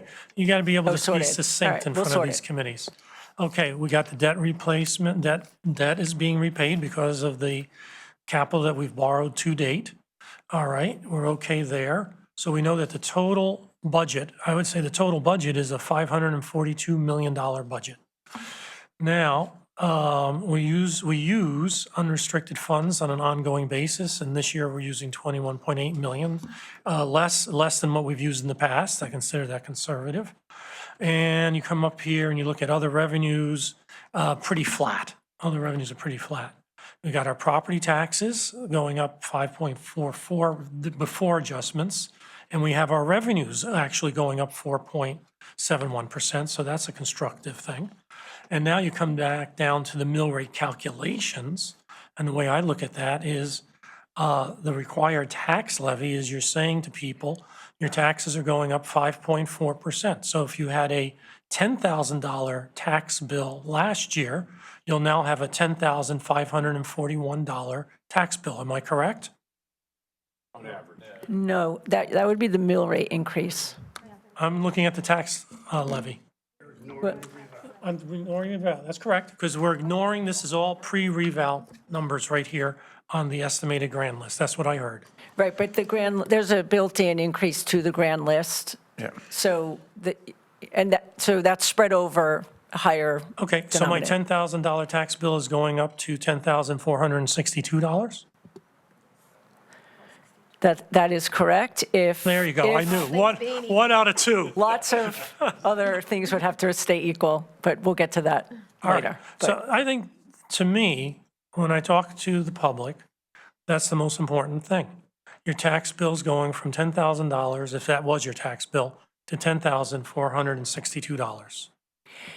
Because of the reval, I wouldn't make that statement, because the reval, as was previously expressed, did move some of the tax base from commercial to residential.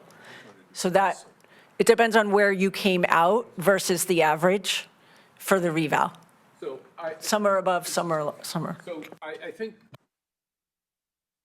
I think what Joe is trying to do is to isolate one from the other, before reval, and then what's the effect of the reval. I think that's useful for RTM members and residents to know what effect is. And I just coincidentally had a call from a district head just last night on this very subject. So they want to know what's the effect of the reval, what's the effect of the budget on their taxes. And I think that would be useful to know. The only thing is, he did comment when you open your tax bill. So I just didn't. So let me suggest we can pursue this offline. Let's get back to the, unless you have more here. I think this is what Elliot has raised the most important point. I got a call from another, I got a call from another district leader, and there's confusion here, and I think we need to clear this up. There can't be confusion. No, I mean, I think, Yeah, but we can do that when we have the revised mill rate in front of us. Right. I think what you're doing is a little confusing. yes, I agree with you, Harry. Okay. But it's well-intentioned. So let's continue, and then we can cover some of this later, if necessary. Joan? Well, I think, did you want to finish through I here? think I Are you good finished. on this one? I think I've been told that the hooks are out there for me. All right, so then it's time for the grand list amendment. I'd like to make a motion, Chair Weisbrod. Yes, please. I'd like to make a motion to increase the estimated grand list as of October 1st to $46,229,003,535 to recognize the completion of the state-required reval. And I'll second that motion. Motion has been made and seconded to to increase the estimated grand list. All those in favor signify by saying aye. Aye. Any opposed? 12-0-0, that has passed. Now we have to do the sewer fund grand list.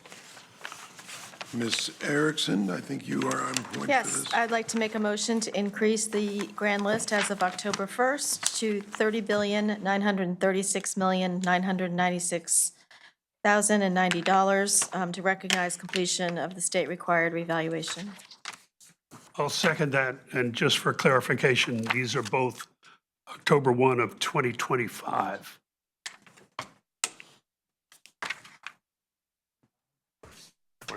Thank you. Motion has been made and seconded to increase the estimated grand list for the sewer fund. All those in favor signify by saying aye. Aye. 12-0-0. That takes us to the resolutions. Well, we're going to hand out the, Oh, we want to Now- do the mill rate. Is there now? there'll be, now will be mill rate for both after the reval. And Leo is handing those out. Leo is handing them out. Great.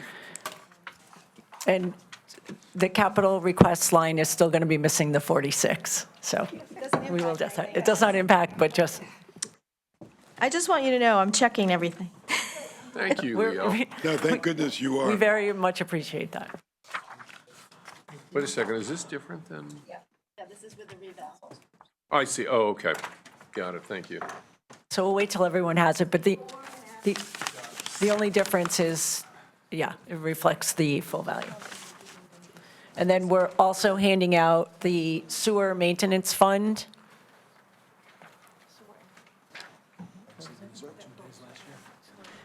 Sewer maintenance and sewer improvement. And the- This is with the new reval Didn't really have. for both. I think the year before might have been 5. 5 days. This was done in 5 days last year, Yeah, 2 years. 2 years ago. Thank you. A lot less brain damage than last year.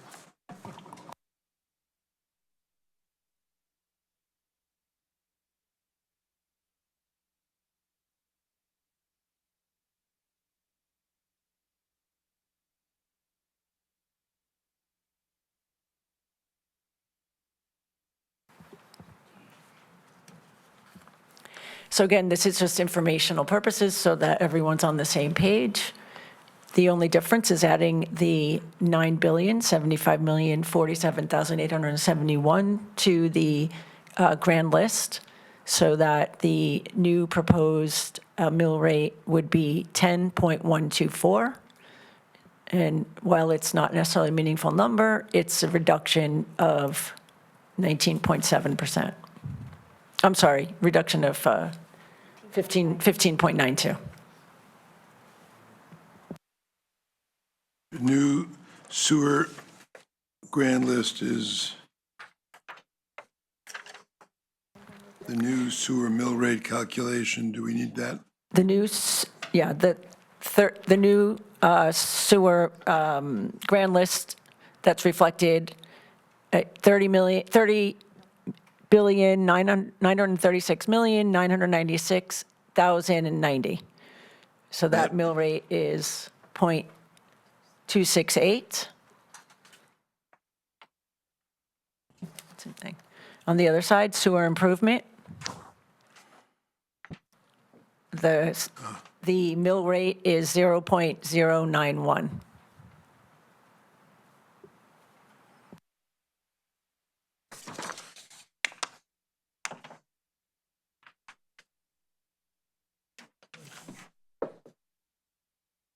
So I think Mr. Pellegrino's point about how do we best dispense this information to the public in digestible terms is very simply, if your property valuation everyone was concerned that their property values went up and that their taxes were going to go up. So this shows the inverse, that the property values went up, so the mill rate actually declined.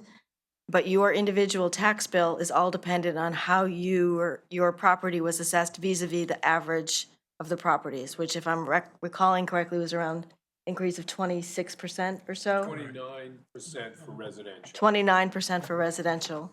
So if your property increased less than that, your taxes will likely decrease. If your property increased more than that, your taxes will likely increase. Relative to the average.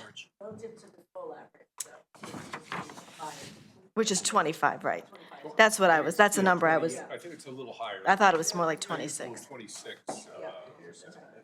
But I would suggest that the assessor, there's a lot of good information that the assessor has on the website by a district. So if the district leaders don't already have that, they should feel free to ask Lauren. Handout. Yeah, why don't, I don't, because I think I can explain it on the surface level, but really it's the assessor who can give them. And there are some districts that were really impacted more than others.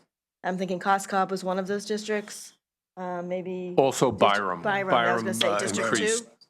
No, actually, it was districts 1, 2, 8, which is Coscob, and condominiums. Those were the ones that were impacted the most. Okay, Mr. Chairman? yes. Yeah, I want to try to simplify this for the members of the public out there. We've been looking at two sheets, one the old reval and one the new reval. Neither, the new reval does not in and of itself drive taxes up. The required tax levy on both sheets is the same, and the required tax levy is going up 5.41%, which means, and the way that the mill rate is calculated is very simple. You take the required tax levy, you divide it by the total grand list, and you come up with a mill rate. It's a very, very simple calculation. So I just want the public to understand that because the grand list goes up, it does not increase taxes. Thank you. Correct. Thank you for that, Harry. Okay, moving ahead, and I guess we're now at the budget resolution, so Mr. Selps. Well, I think we have to vote on the budget. Yeah, I think, do we have to do the We have to- resolutions? I think we want to do the resolutions first. So we have to vote on the I budget. think we have to vote on the budget. We need to close out the budget. Okay. All right. So do I hear a motion? We already have a motion. We just have to call the Yes, we vote. do. So let's do a roll call vote. So motion is Mr. amended? As amended. Okay. So just to confirm, this is the vote to approve the final budget as amended. Right. Great. We'll start with Ms. Bednar, Yes. Mr. Kelly, Yes. Mr. Selbst, Yes, Ms. Tarkington. Yes. I am a yes. Mr. Deschamps, Yes. Mr. Weisbrod, Yes. Ms. Erickson, Yes. Mr. Pellegrino, Yes. Mr. Alchek, Yes. Mr. Fisher, Aye. and Mr. Brown. Yes. The yeses have it. At 12:00.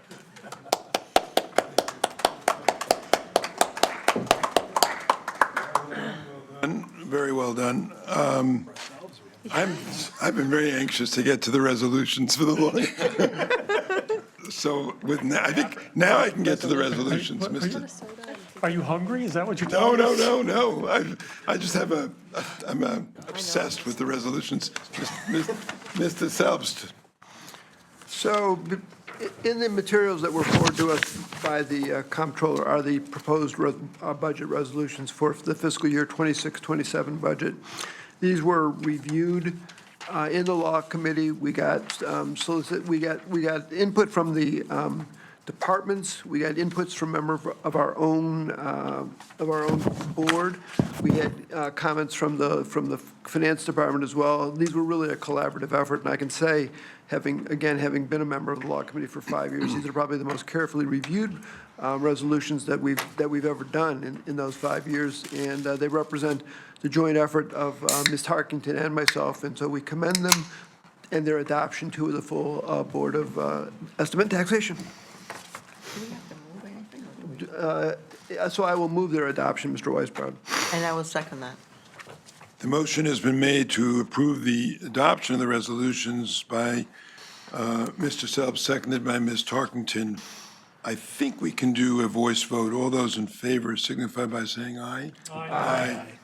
Any opposed? Hearing none. The resolutions, our beloved resolutions, pass unanimously. That, I think, concludes our business.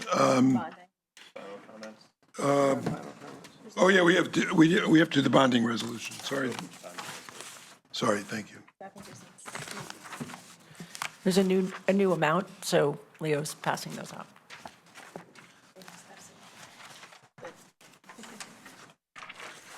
Thank you. Thank you. Thank you.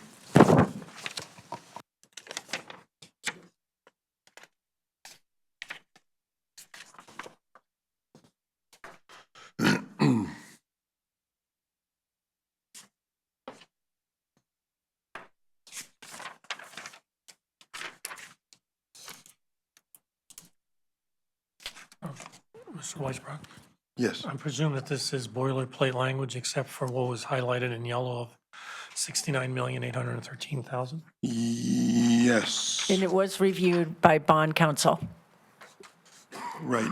both of them. Thank you for that comment.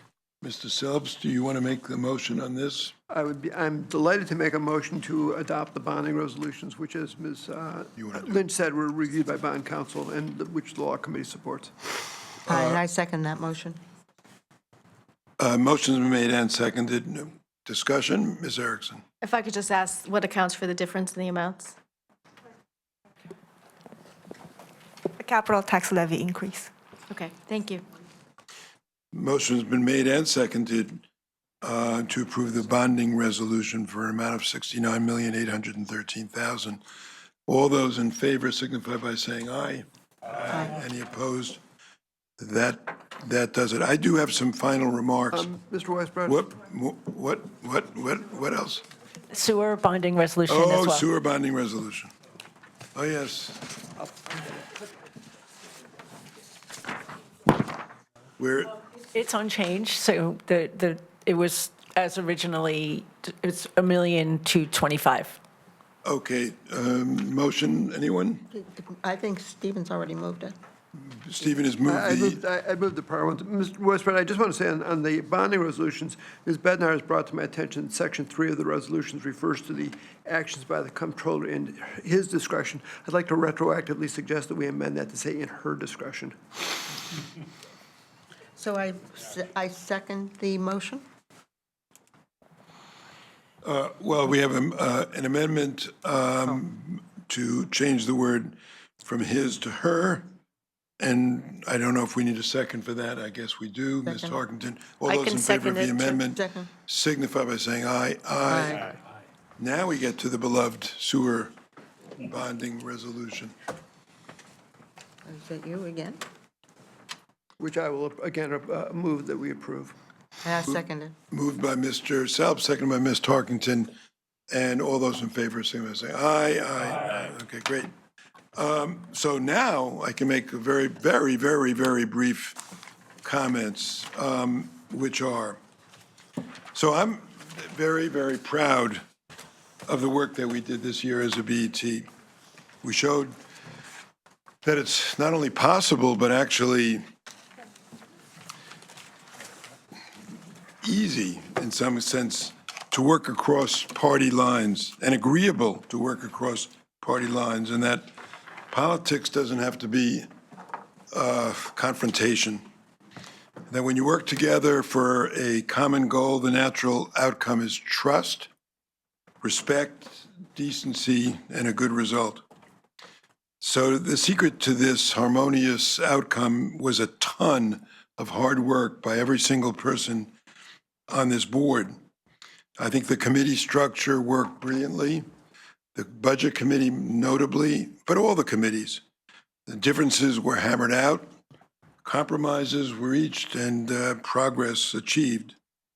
The budget, in my mind at least, reflects a more committed focus on multi-year planning, deploying the capital model, which we've talked a lot about, to run alternative scenarios, using a variety of assumptions helps each of us and the broader community understand the challenges we face as we map out how to finance the essential capital projects that our residents support and that were presented to us for action by the first selectman. The budgeted increase in operating costs for fiscal year 27 is 3.5%, which is more or less in line with the pace of inflation for this region, which clocked in at 3.2% over the last 12 months. The overall 4.6% projected increase in the mill rate based on the old valuation should be assessed in the context of the substantial $5 million increase in the capital tax levy, which I think shows the commitment to long-term and long-deferred capital projects. Another way to look at this is to say we had an operating budget which was managed with discipline, meeting more or less inflation, and then we made an investment. We consciously made an investment in the town of Greenwich. And the investment was in the form of increased money for capital that we all know has been asked for by our residents and promoted by our first selectman. So with those comments, I would end by thanking Joan, Agnes, Leo, and the whole finance department for leading us through this whole process so efficiently and so well. So they each, in my mind, have earned our extreme gratitude, and we're very fortunate to have you all. Thank you very much. With that, I ask for a motion to adjourn. I'll make that motion. I'll second it. I make that motion to adjourn on behalf of Mr. Elliott. And I second it. Motion been made and seconded to adjourn. All those in favor, say aye. Thank you very much. They did. You just got to give him a second. We got it done. Okay. So the average, mean, or median